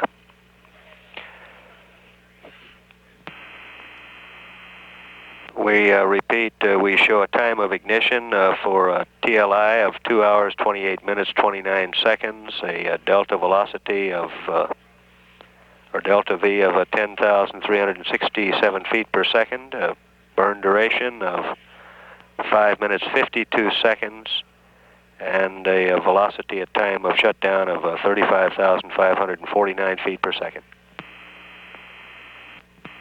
Reacquiring with Canaries. In Houston through Canaries, over. Okay, you dropped off the air. Okay, Ed, I'll start over. For the TLI, coming up on your monitor, first of all, on the cue card, the yaw angles as shown are okay. The pitch that you see on the ball should be 9 degrees higher all the way through the burn than as shown on the cue card. Just add 9 to all your pitch angles and that should be good.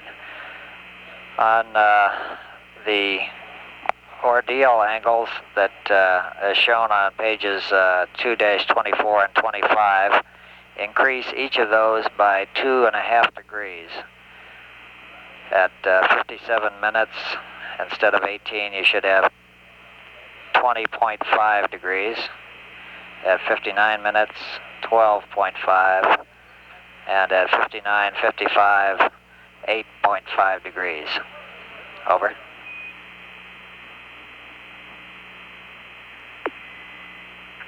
Roger, understand that the yaw angles are okay. Pitch angles should be plus 9 degrees, and ordeal angles increased by 2.5 degrees. Roger, that pitch is a 9-degree increment over what is shown in the card. In other words, all the angles should be 9 degrees higher than as shown on the card, the inertial angles of it. All right, Gordon, we got that. We're with you.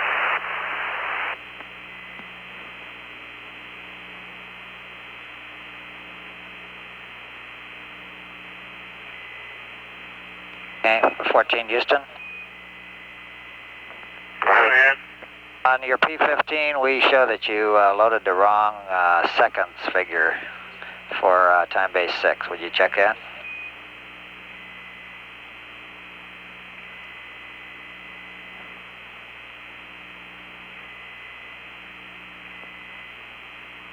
Thank you, Gordon. Good call.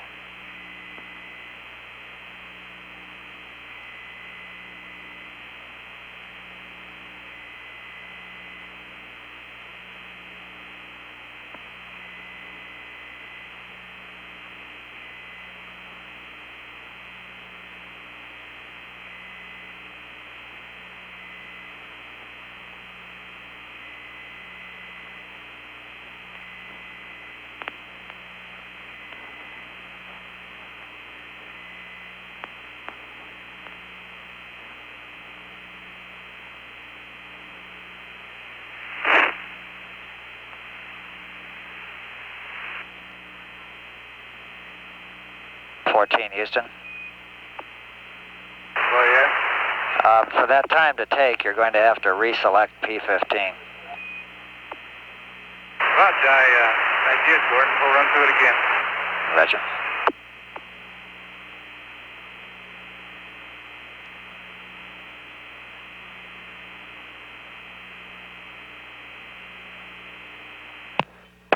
P-15 is the Saturn Time Base 6 initiation program.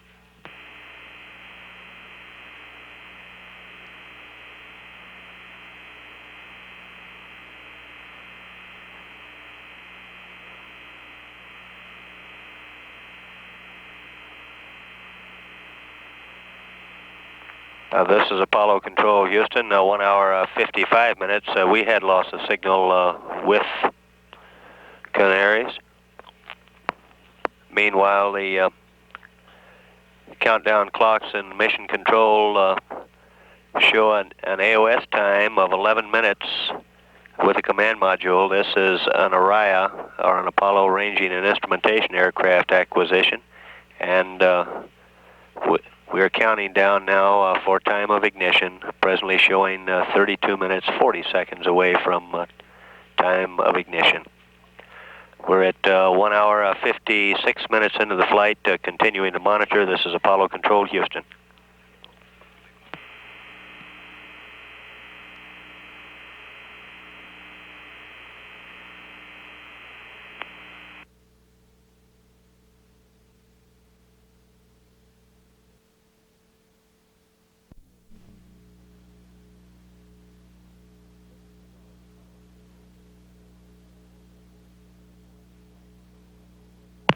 This is Apollo Control, Houston, at 2 hours 4 minutes now into the flight of Apollo 14. We presently show 14 in an orbit of 106.2 nautical miles by 102.4 nautical miles. Our latest update on the translunar injection burn shows a time of ignition of 2 hours, 28 minutes, 30 seconds, a delta V of 10,366.5 feet per second, burn duration of 5 minutes, 52 seconds, predicted velocity at time of shutdown, 35,551.8 feet per second, and altitude at time of cutoff of 173 nautical miles. The go, no-go call-up for TLI will be made after acquisition at Carnarvon, although we will have voice communications with Apollo 14 through Orion. We will lose station acquisition in about 2 minutes into the burn and will not be able to read onboard data. However, the crew of Apollo 14 will pass a burn status report at the end of the burn, and what they will be reading will be from their diski. They will pass along velocity at time of shutdown, altitude at time of shutdown, and H-dot or altitude change at time of shutdown. The translunar injection burn will be done along the local horizontal. We're at 2 hours, 6 minutes into the flight of Apollo 14, and we'll stand by until we acquire the spacecraft. This is Apollo Control, Houston.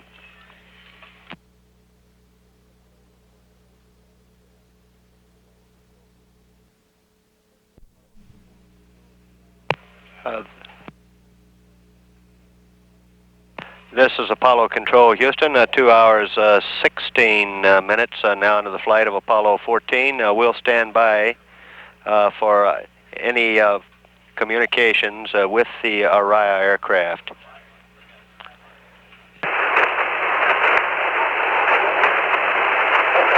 We're 12 minutes, 25 seconds away from time of ignition.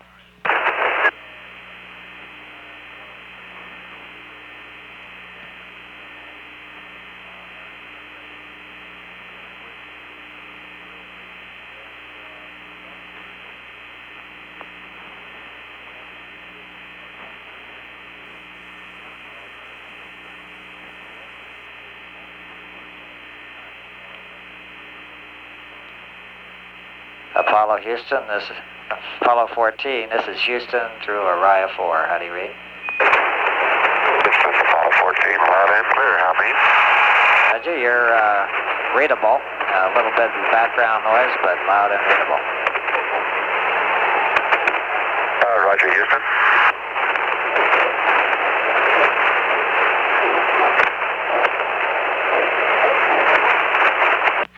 That was Ed Mitchell responding aboard the spacecraft. Hey,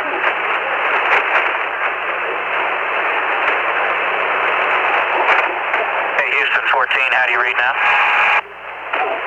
Apollo 14, Houston, you're readable. Stuart, go ahead. Okay, I was just checking the comm here. Gee, you're just beautiful. The Orion's really putting out for us. Roger, I guess this is the best ever for Orion.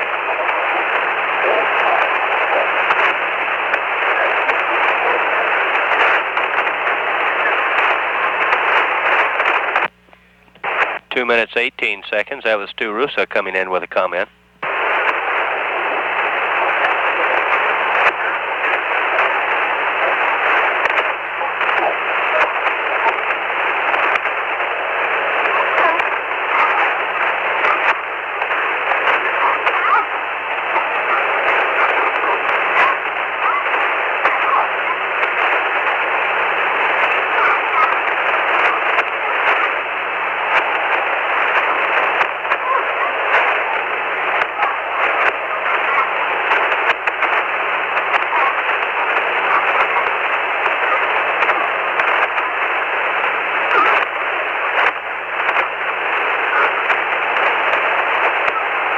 We're 10 minutes away now from time of ignition.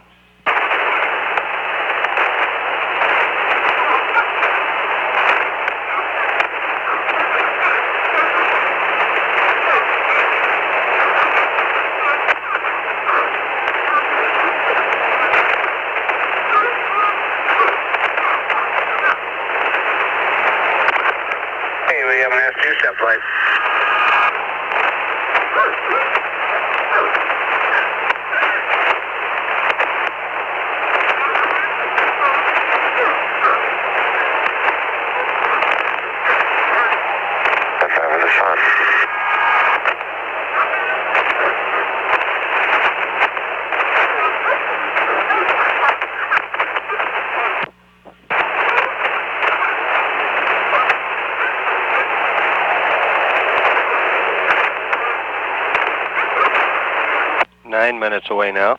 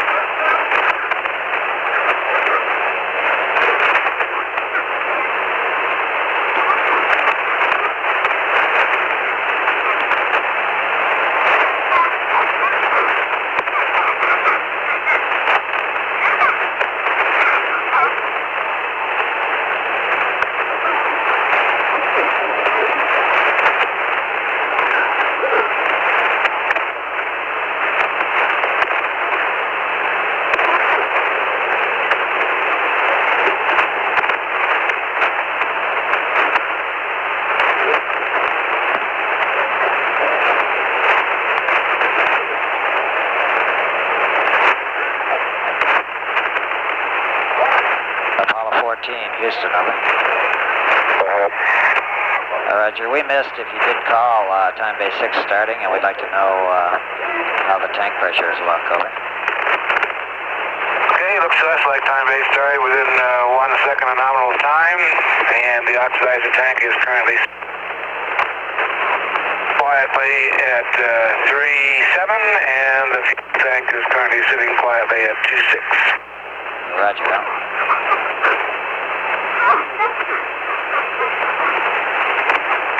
That was Al Shepard responding to that call. We're at 2 hours 22 minutes now, 6 minutes 25 seconds away from time of ignition.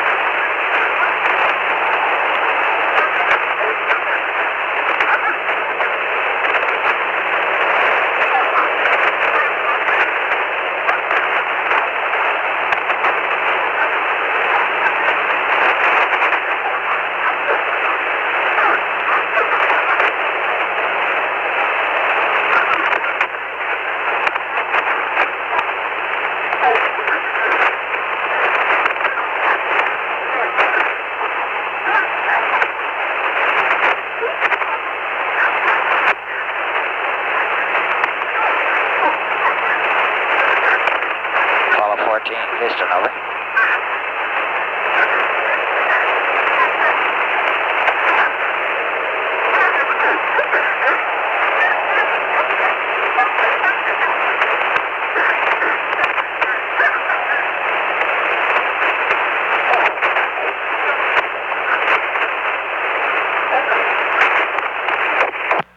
4 minutes away now from time of ignition.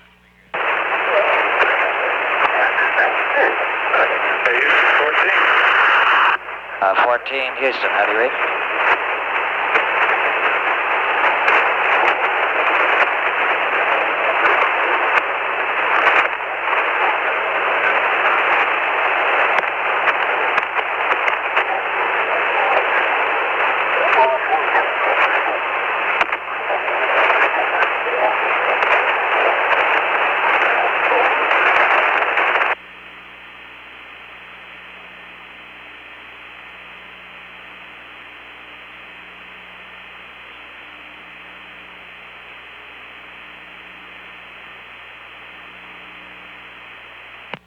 We are now receiving Carnarvon data, and very shortly Flight Director Pete Frank will poll his flight control team as to our status for TLI.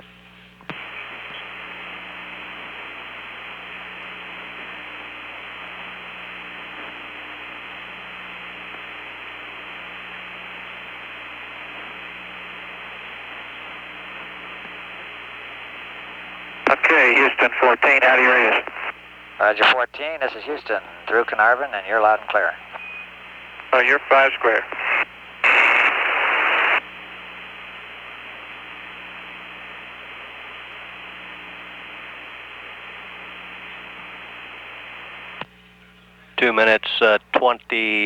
Two hours 26 minutes. Pete Frank now taking a status check with his flight control team. Coming up all greens.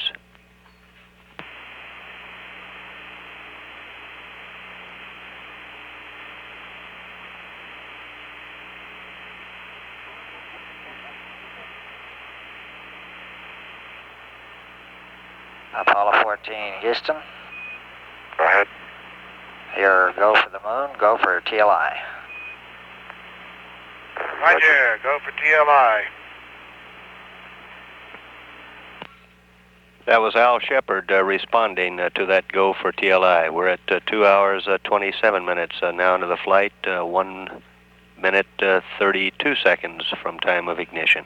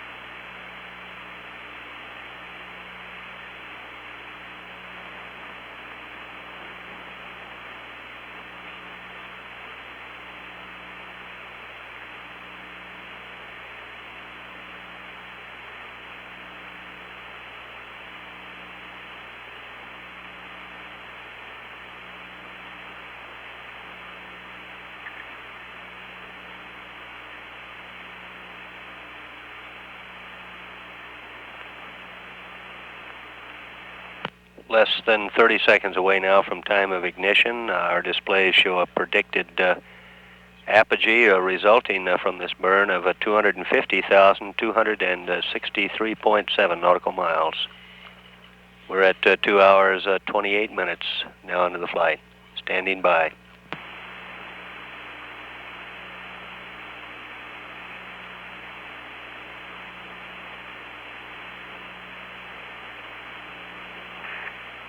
We have ignition. Roger, ignition. Smooth start, the steering's good. Roger, and we show good thrust on the S4B. That's Al Shepard, spacecraft commander, giving that report.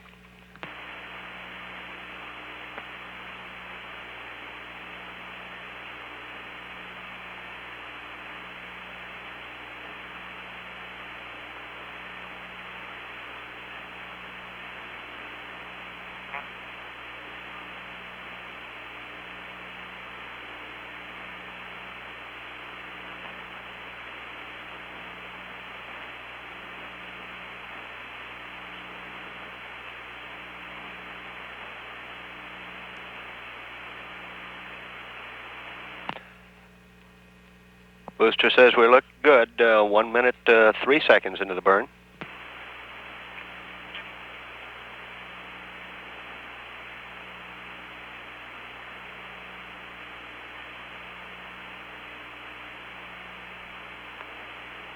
Flight Dynamics is pleased with the agreement between his data.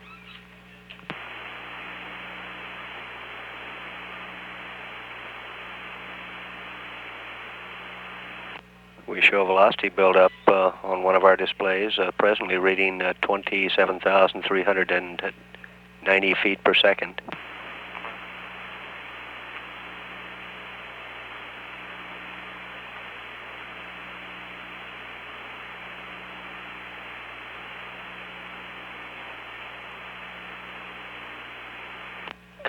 Coming up now in 2 minutes.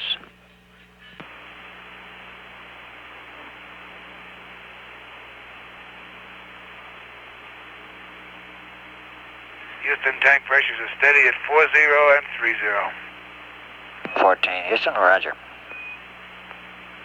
Al Shepard again from aboard the spacecraft.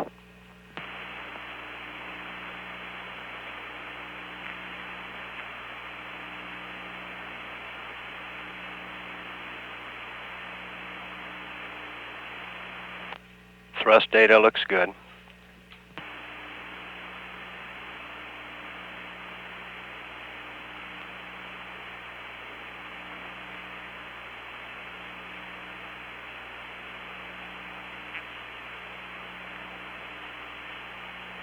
Still receiving data showing the velocity of 29,212 feet per second.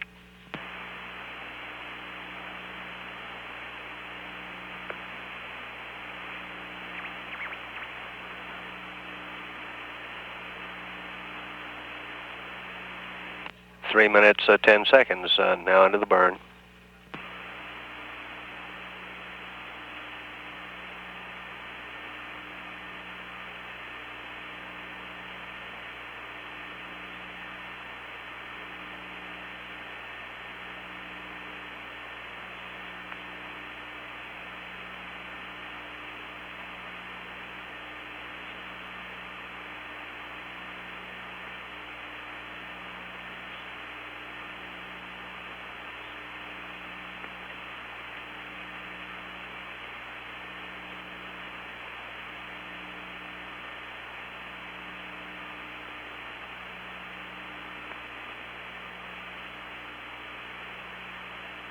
Coming up now on 4 minutes. 4 minutes.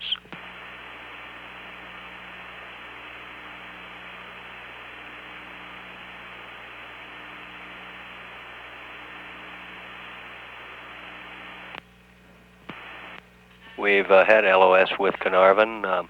Our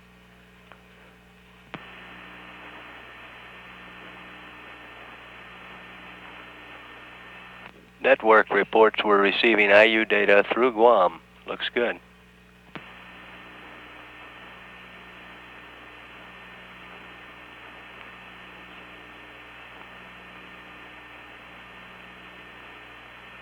Apollo 14 tracking right down the middle of our plot boards in mission control.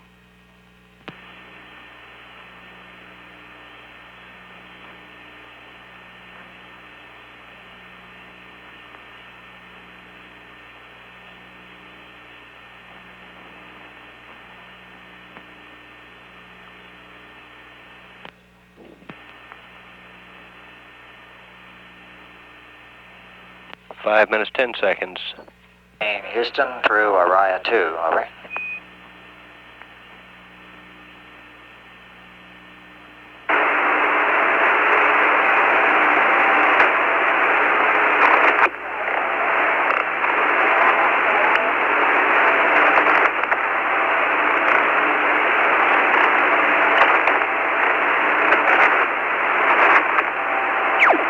Booster says 20 seconds to go.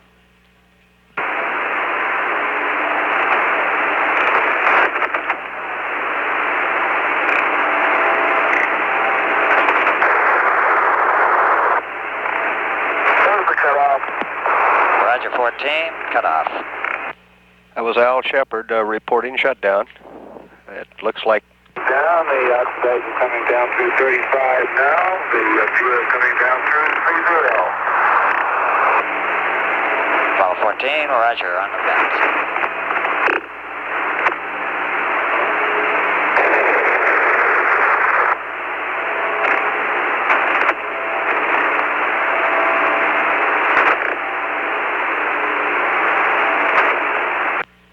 Apollo Control, Houston, that shutdown time appeared to be right on time.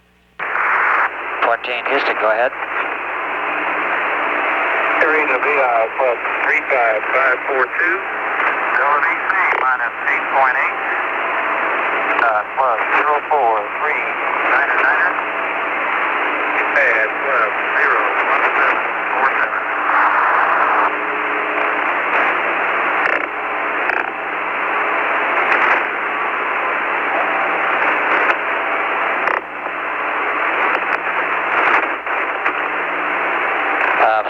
This is Houston. We copy VI plus 35542. A delta VC of minus 8.8.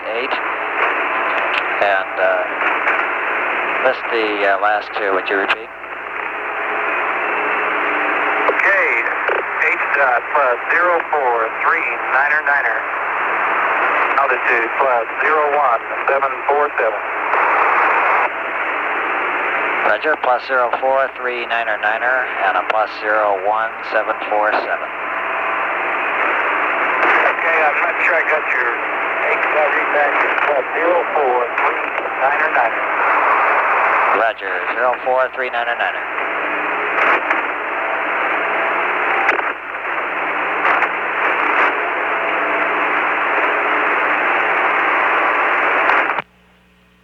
With that report, Flight Dynamics Officer Dave Reed says it looks like a good burn. We're at 2 hours 37 minutes now into the flight. We'll stand by and continue to monitor.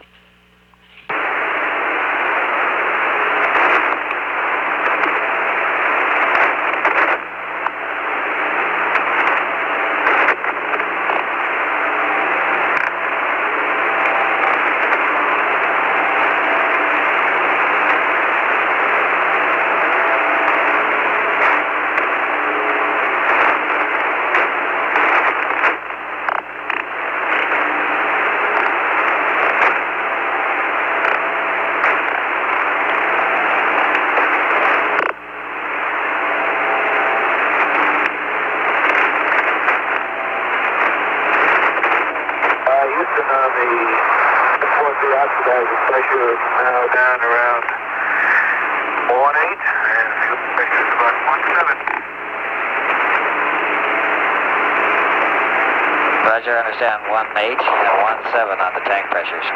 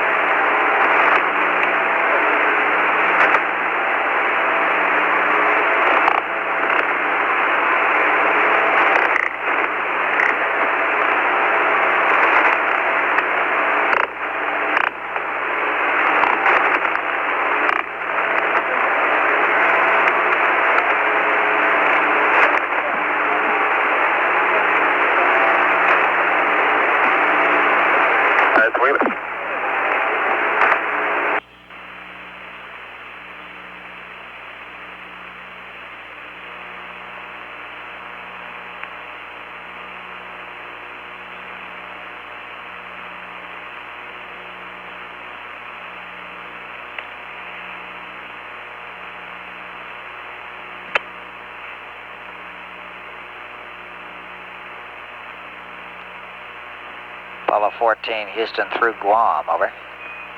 Go ahead, Houston, say again.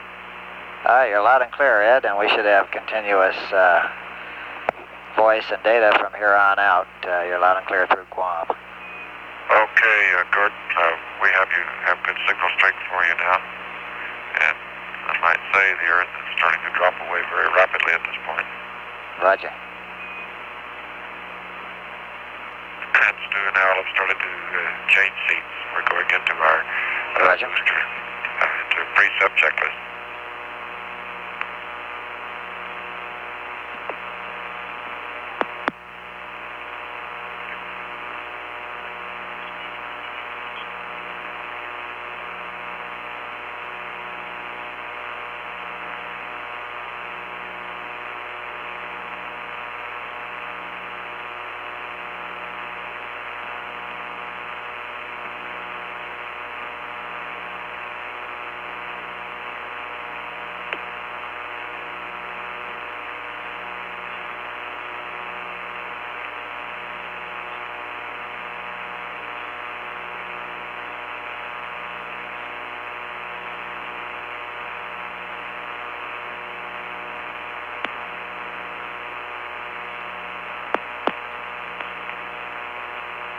Apollo 14, Houston, I have an update to your high gain gimbal angles as shown on page 3-3 when you're ready. Okay, go ahead. Okay, about 5 lines from the bottom. This is the high gain angles after pitch around for docking. Should be pitch plus 11 and yaw plus 306.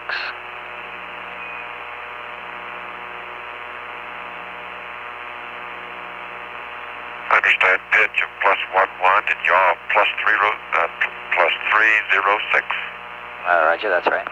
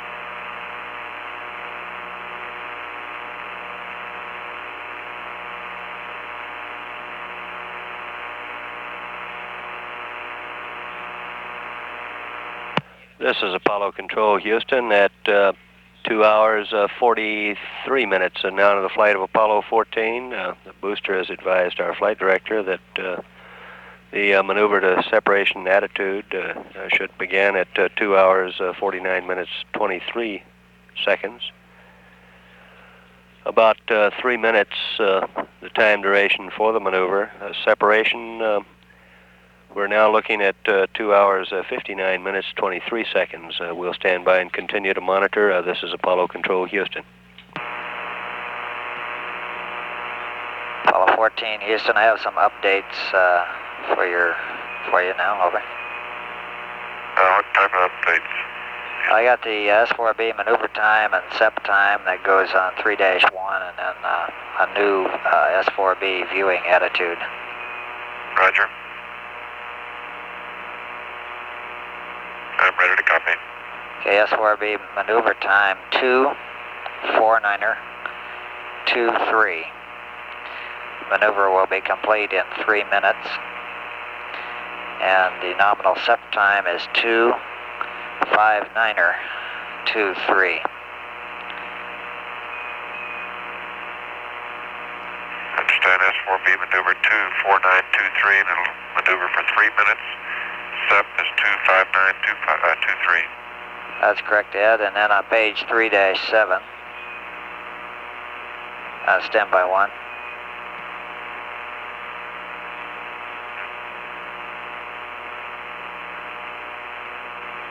Houston. Go ahead. Terminate the cabin repressurization. We show you over 6 psi. Yeah, we beat you to it. Okay. And when you have 3.7 in front of you, I'll give you the new S4B view attitude, now 22 angles. Okay, go ahead. Okay, it's about a quarter of the way down where it reads 9339.6 and 355.8. Change them to read same for roll, 090. Pitch plus 349.0. And yaw plus 356.0.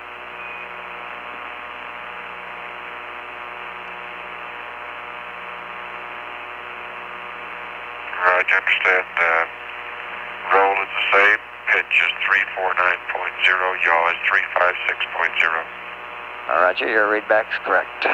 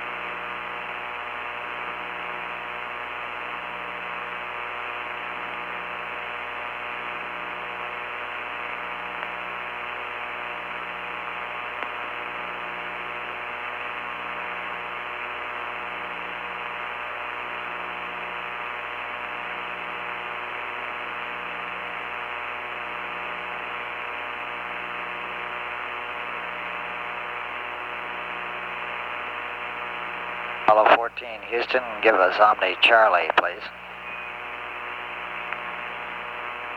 All right, Houston, you have Charlie. Roger.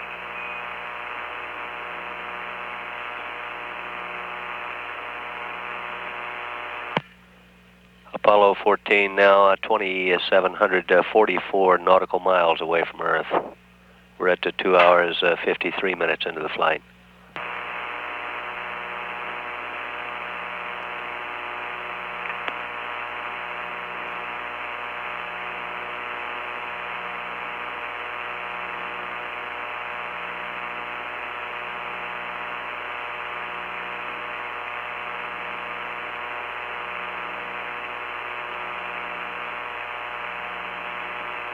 Two hours 54 minutes. Booster reports the maneuver to separation attitude has been completed.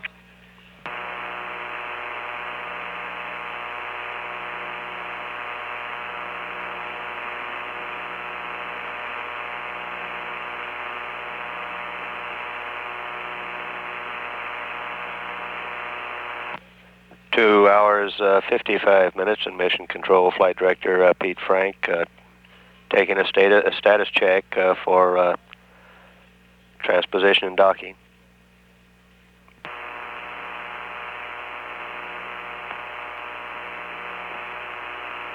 Houston 14, this will be tank pressures oxidizer 2-4, and fuel is 9er. Roger, oxidizer 2-4, fuel 9er.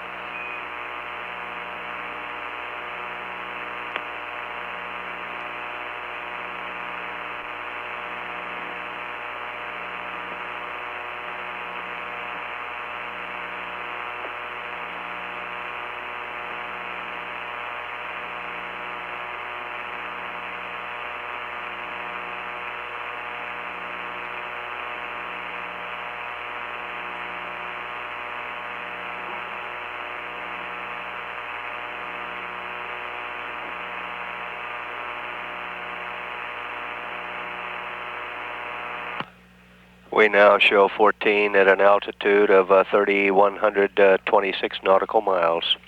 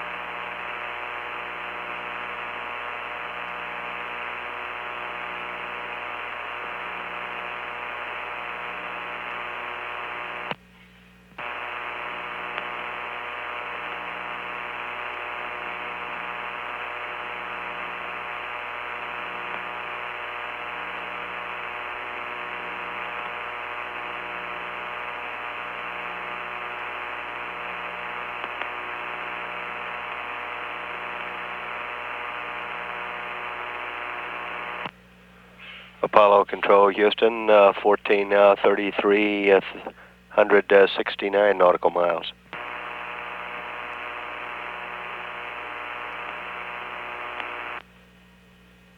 (3,404 nautical miles at 2 hours or 57 minutes.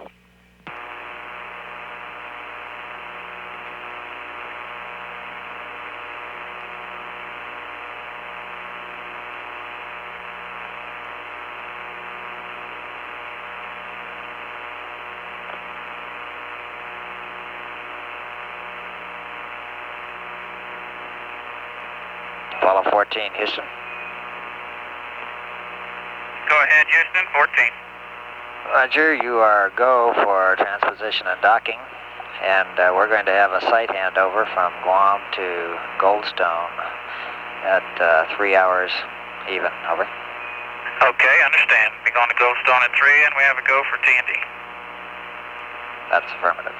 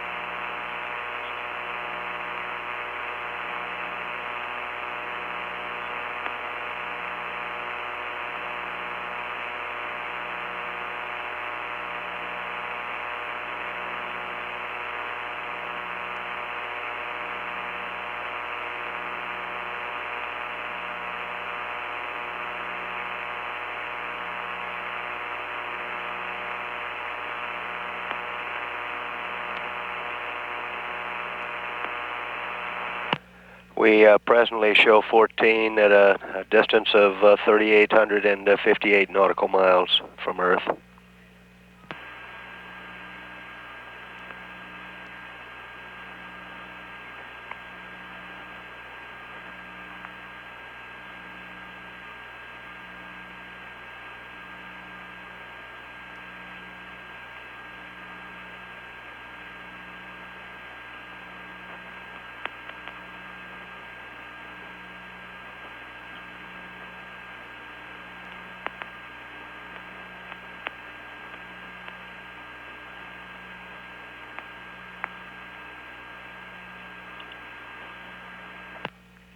Three hours. Like a go for power arm. 14, Houston, your go for power arm. Okay.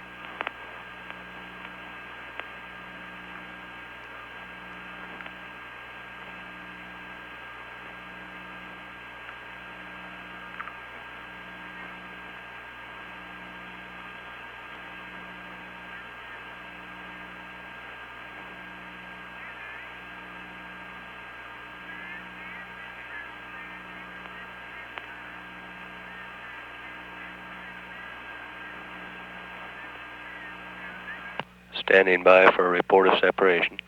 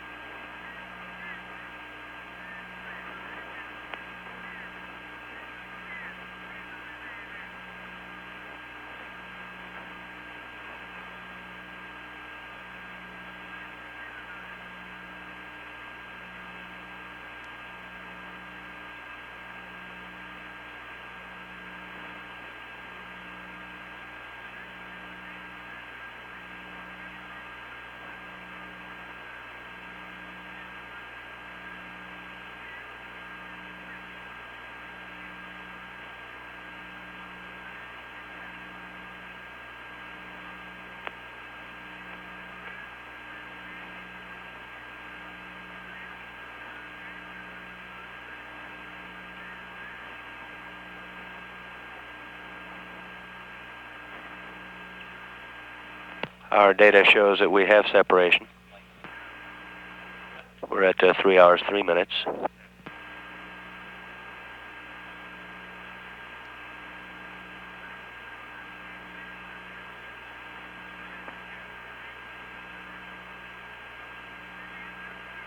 Houston, we've separated. Turn around and started. Roger. That was Al. A couple of Parker valves. Roger.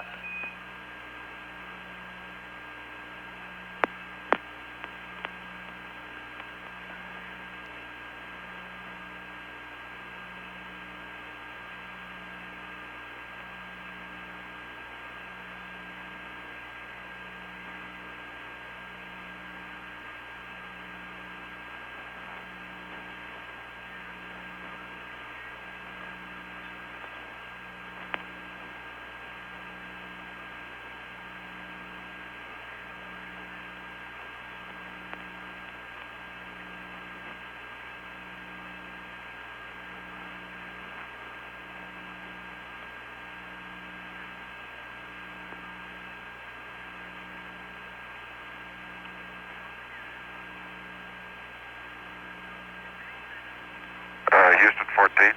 Go ahead, Ed. You should have the television here in a minute. There it comes. Roger, we're not seeing it yet.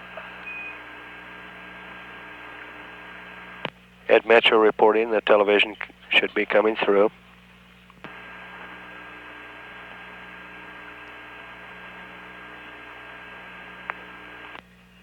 We're receiving an image now. We're getting a great picture now. Okay. We can see the drogue down toward the bottom of the picture and slightly left. You might move the camera a little bit left and down about a half a frame.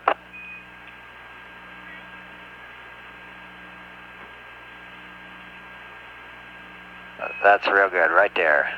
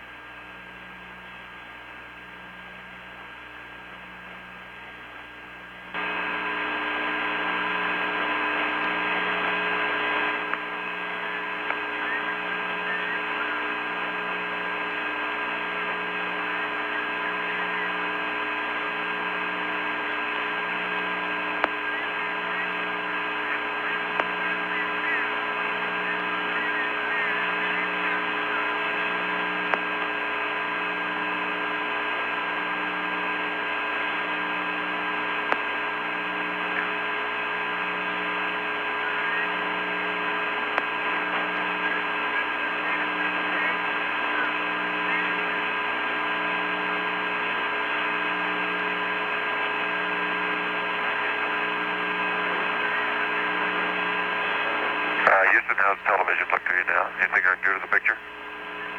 No, I wouldn't change a thing. It looks really good. It's right in the middle and steady. Okay.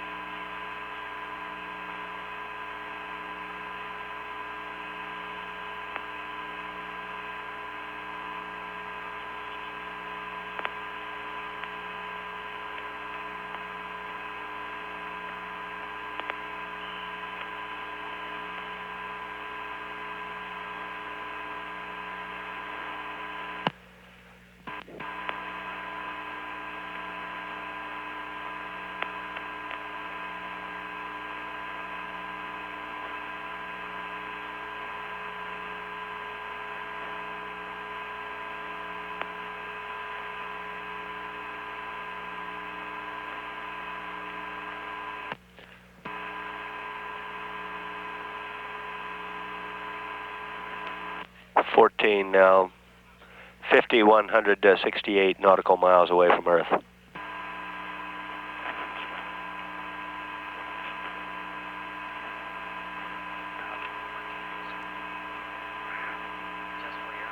Apollo 14, Houston. Go ahead. Just for your information, we've lost data with the LVDC. We don't have any procedures for you with regard to them. Say again, Houston? We've lost data with all data from the LVDC, but we have no change in procedures. So go ahead with normal procedures. Okay. That's the launch vehicle digital computer, the LVDC. We're at 3 hours, 9 minutes now into the flight.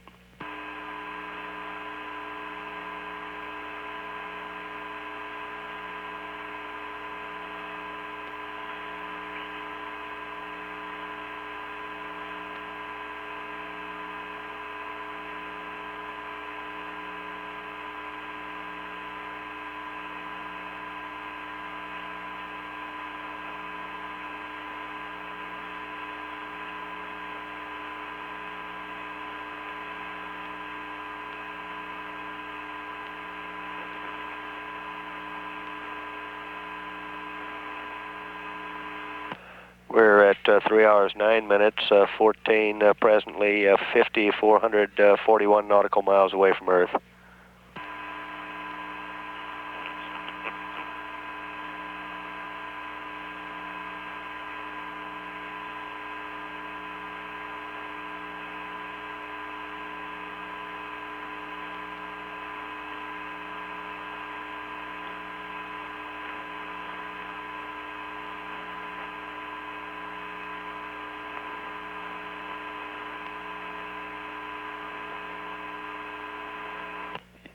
You see Kitty Hawk moving in for docking now. We're at 3 hours, 10 minutes into the flight. We show an altitude of 5,577 nautical miles.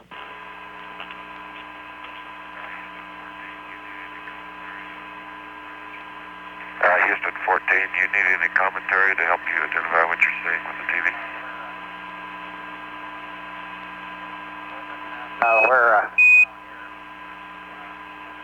We're picking out things pretty well here. If you have anything for the rest of the country, you might go ahead and talk if it won't interfere with the operation there. Okay, I'll chat for a minute. The S4B is surrounded here by typical thousands of, or millions of particles that came out when we separated. They look like little winking stars floating around in a very random pattern. The sunlight is shining very strongly off the top of the lunar module.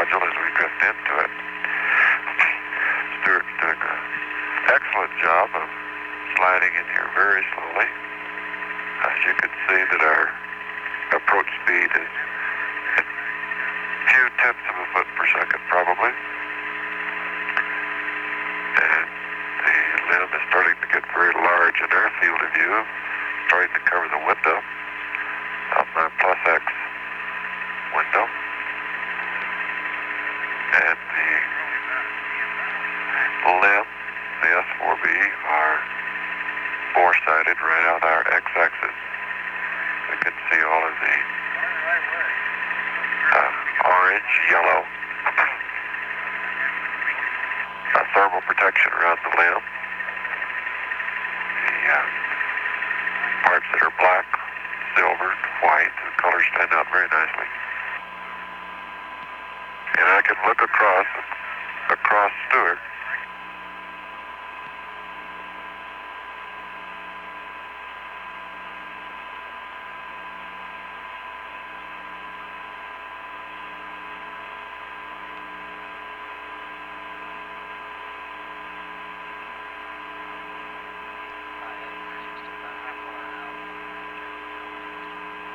Ed, this is Houston. About how far out in range are you now, would you estimate? About 5 feet. Roger. I'll just stand by on the commentary here for a moment.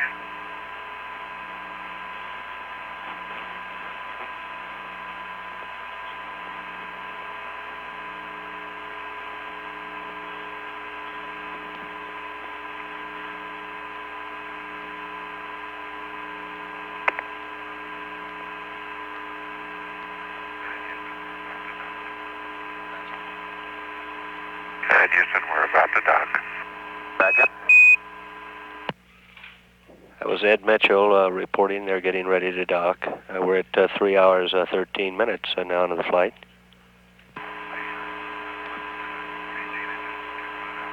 We're probably a foot, 18 inches to 2 foot out now. Roger.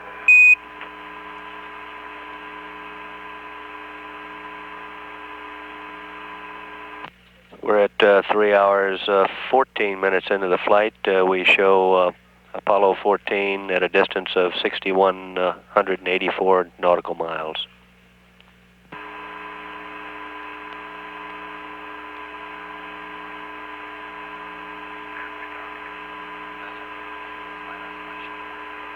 And we docked. Roger, we can see a slight oscillation. Ed Mitchell reporting that Apollo 14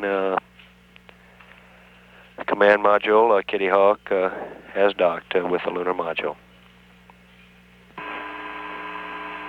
We're at 3 hours 14 minutes now into the flight. Apollo 14 presently 6,300 to 18 nautical miles away from Earth.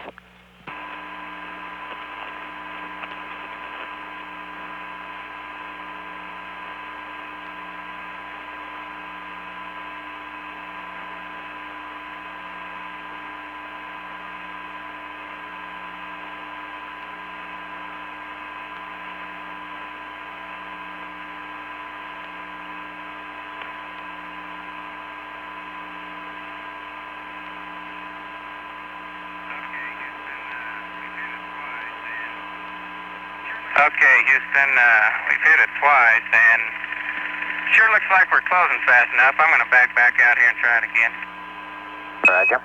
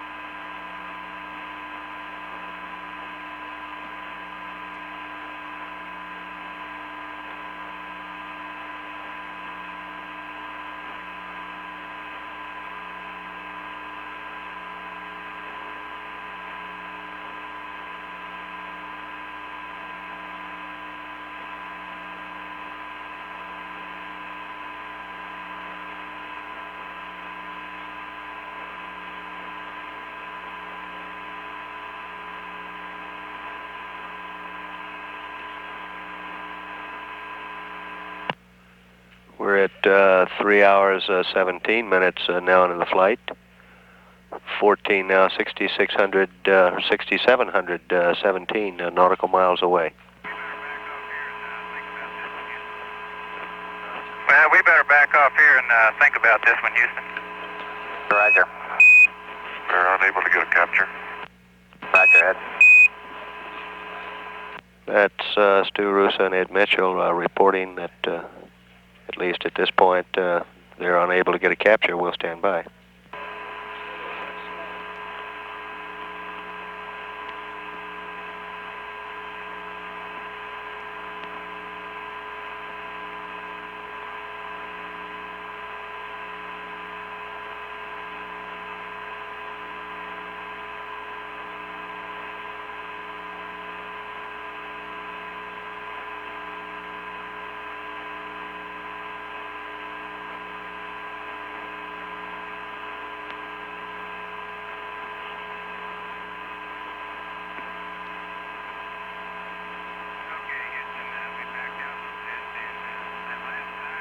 Okay, Houston, we backed out a little bit, and that last time I hit it pretty good, and we're just not getting the capture latches in there.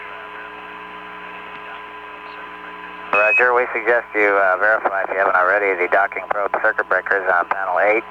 That's verified. And standby 1.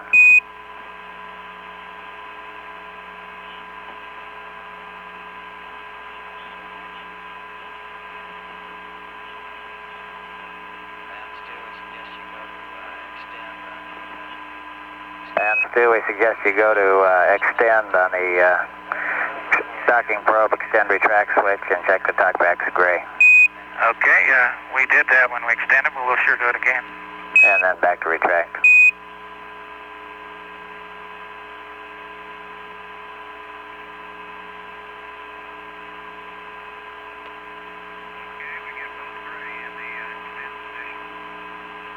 Okay, we get both gray in the extend position.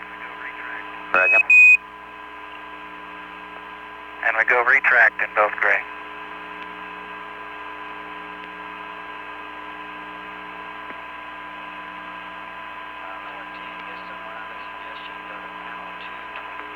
Uh, 14 Houston, one other suggestion, go to panel 229 and check the EPS group 4 circuit breaker.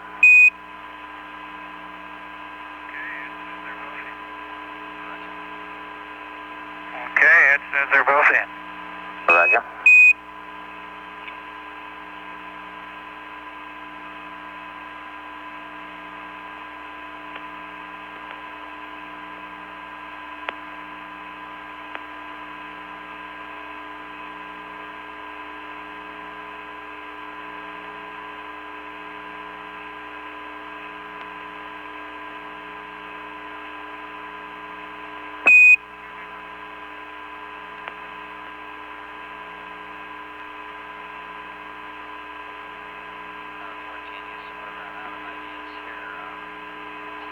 Uh, 14 Houston, we're about out of ideas here.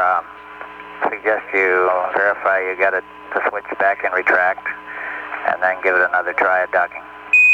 Okay. We're at 3 hours 20 minutes. Apollo 14 will be coming forward again for another try at docking.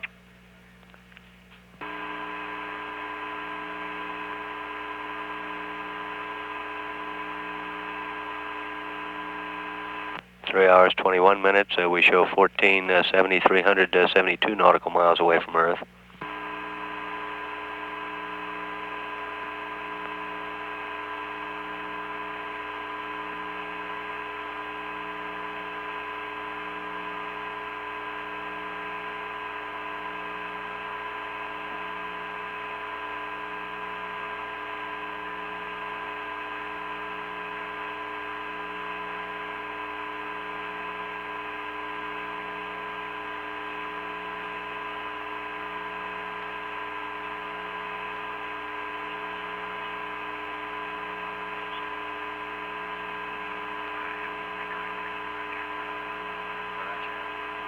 Houston, we're starting to drift back in now. Roger, Ed.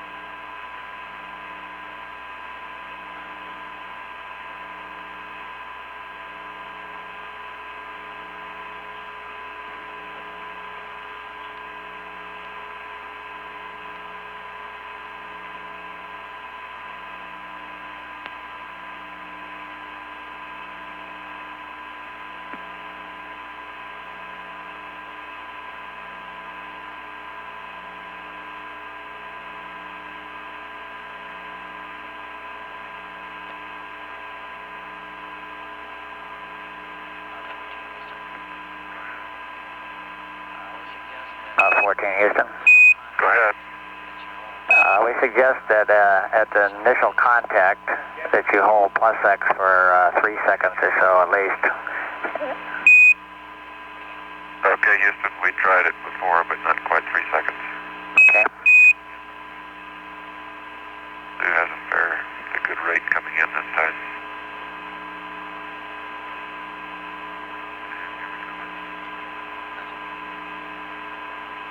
And here we come in again. Roger.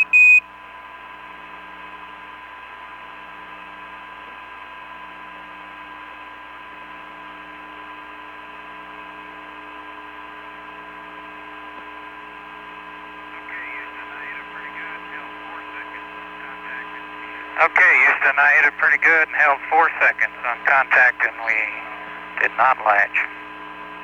Roger. We're seeing it all on TV here. You heard Stu Roosa, still no latch. The crew has a period of time that they can continue with this attempt. The restricting item would be as long as we have attitude holding on the S4B. We're at 3 hours 25 minutes.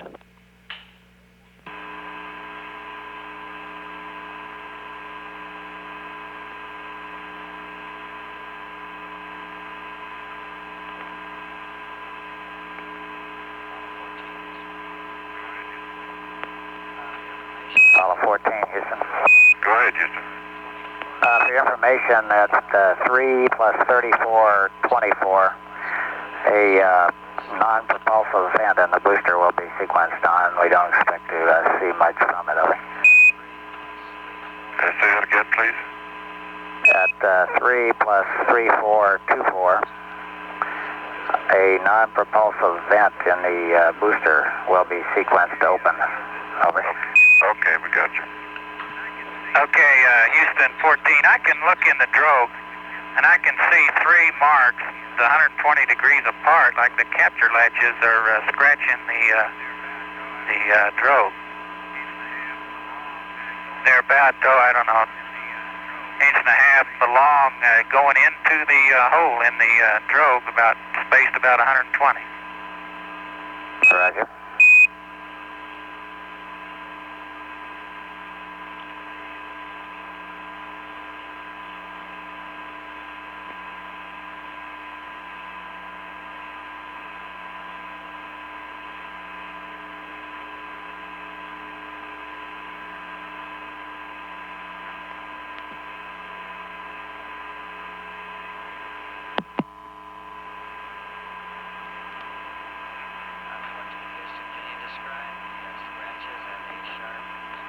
Houston, can you describe the scratches? Are they sharp scratches or rounded off? Over. Well, I didn't really see that good. I can move back in, I guess. We can take a look at them. They look like fairly distinct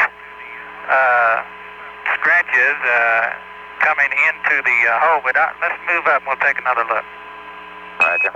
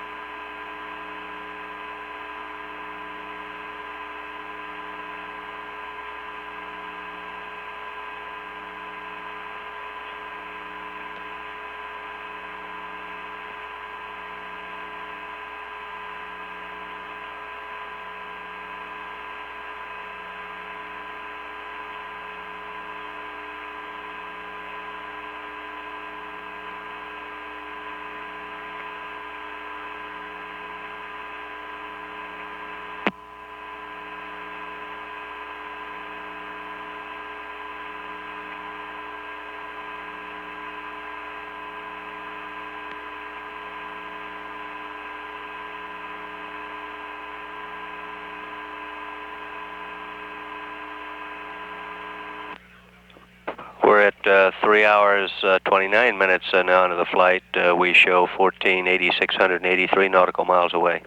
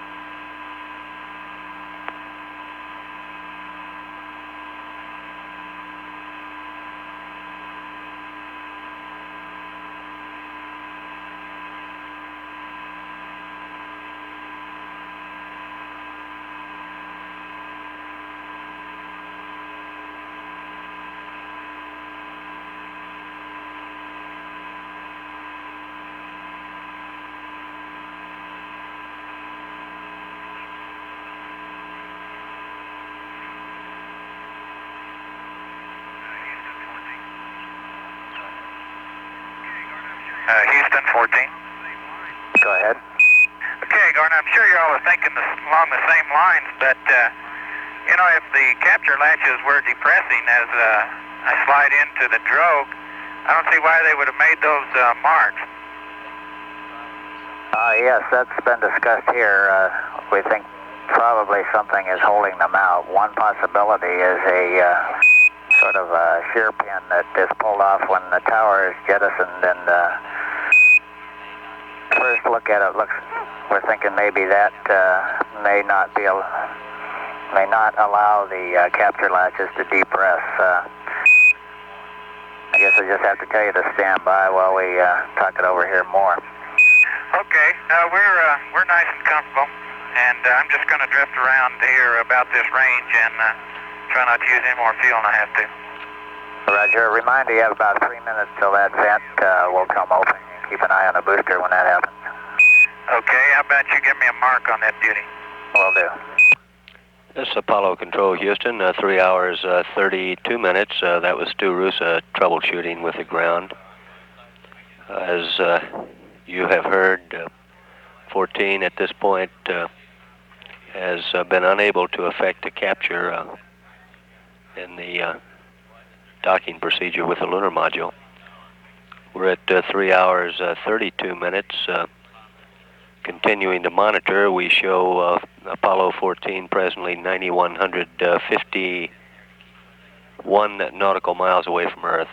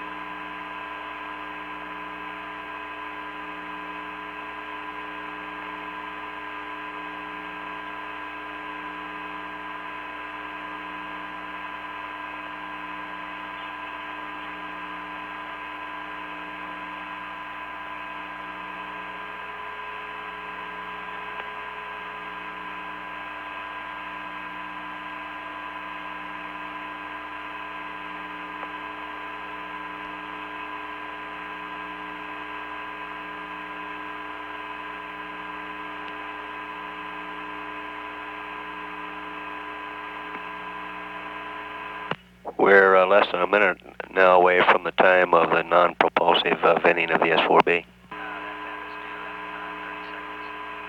Stu, this is Houston. That vent is due in 30 seconds. Okay.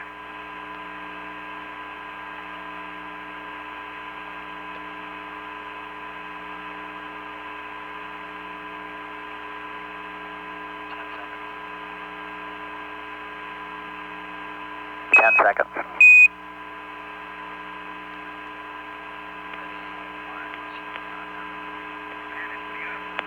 Ready, mark. It should be on now.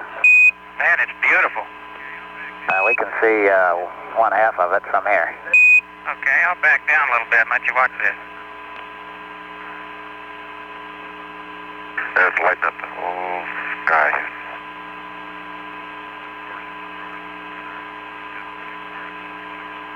And of course, it's the source of another 10 million particles floating out in front of us. Roger, Ed. I was going to say when we were got busy there a little while ago,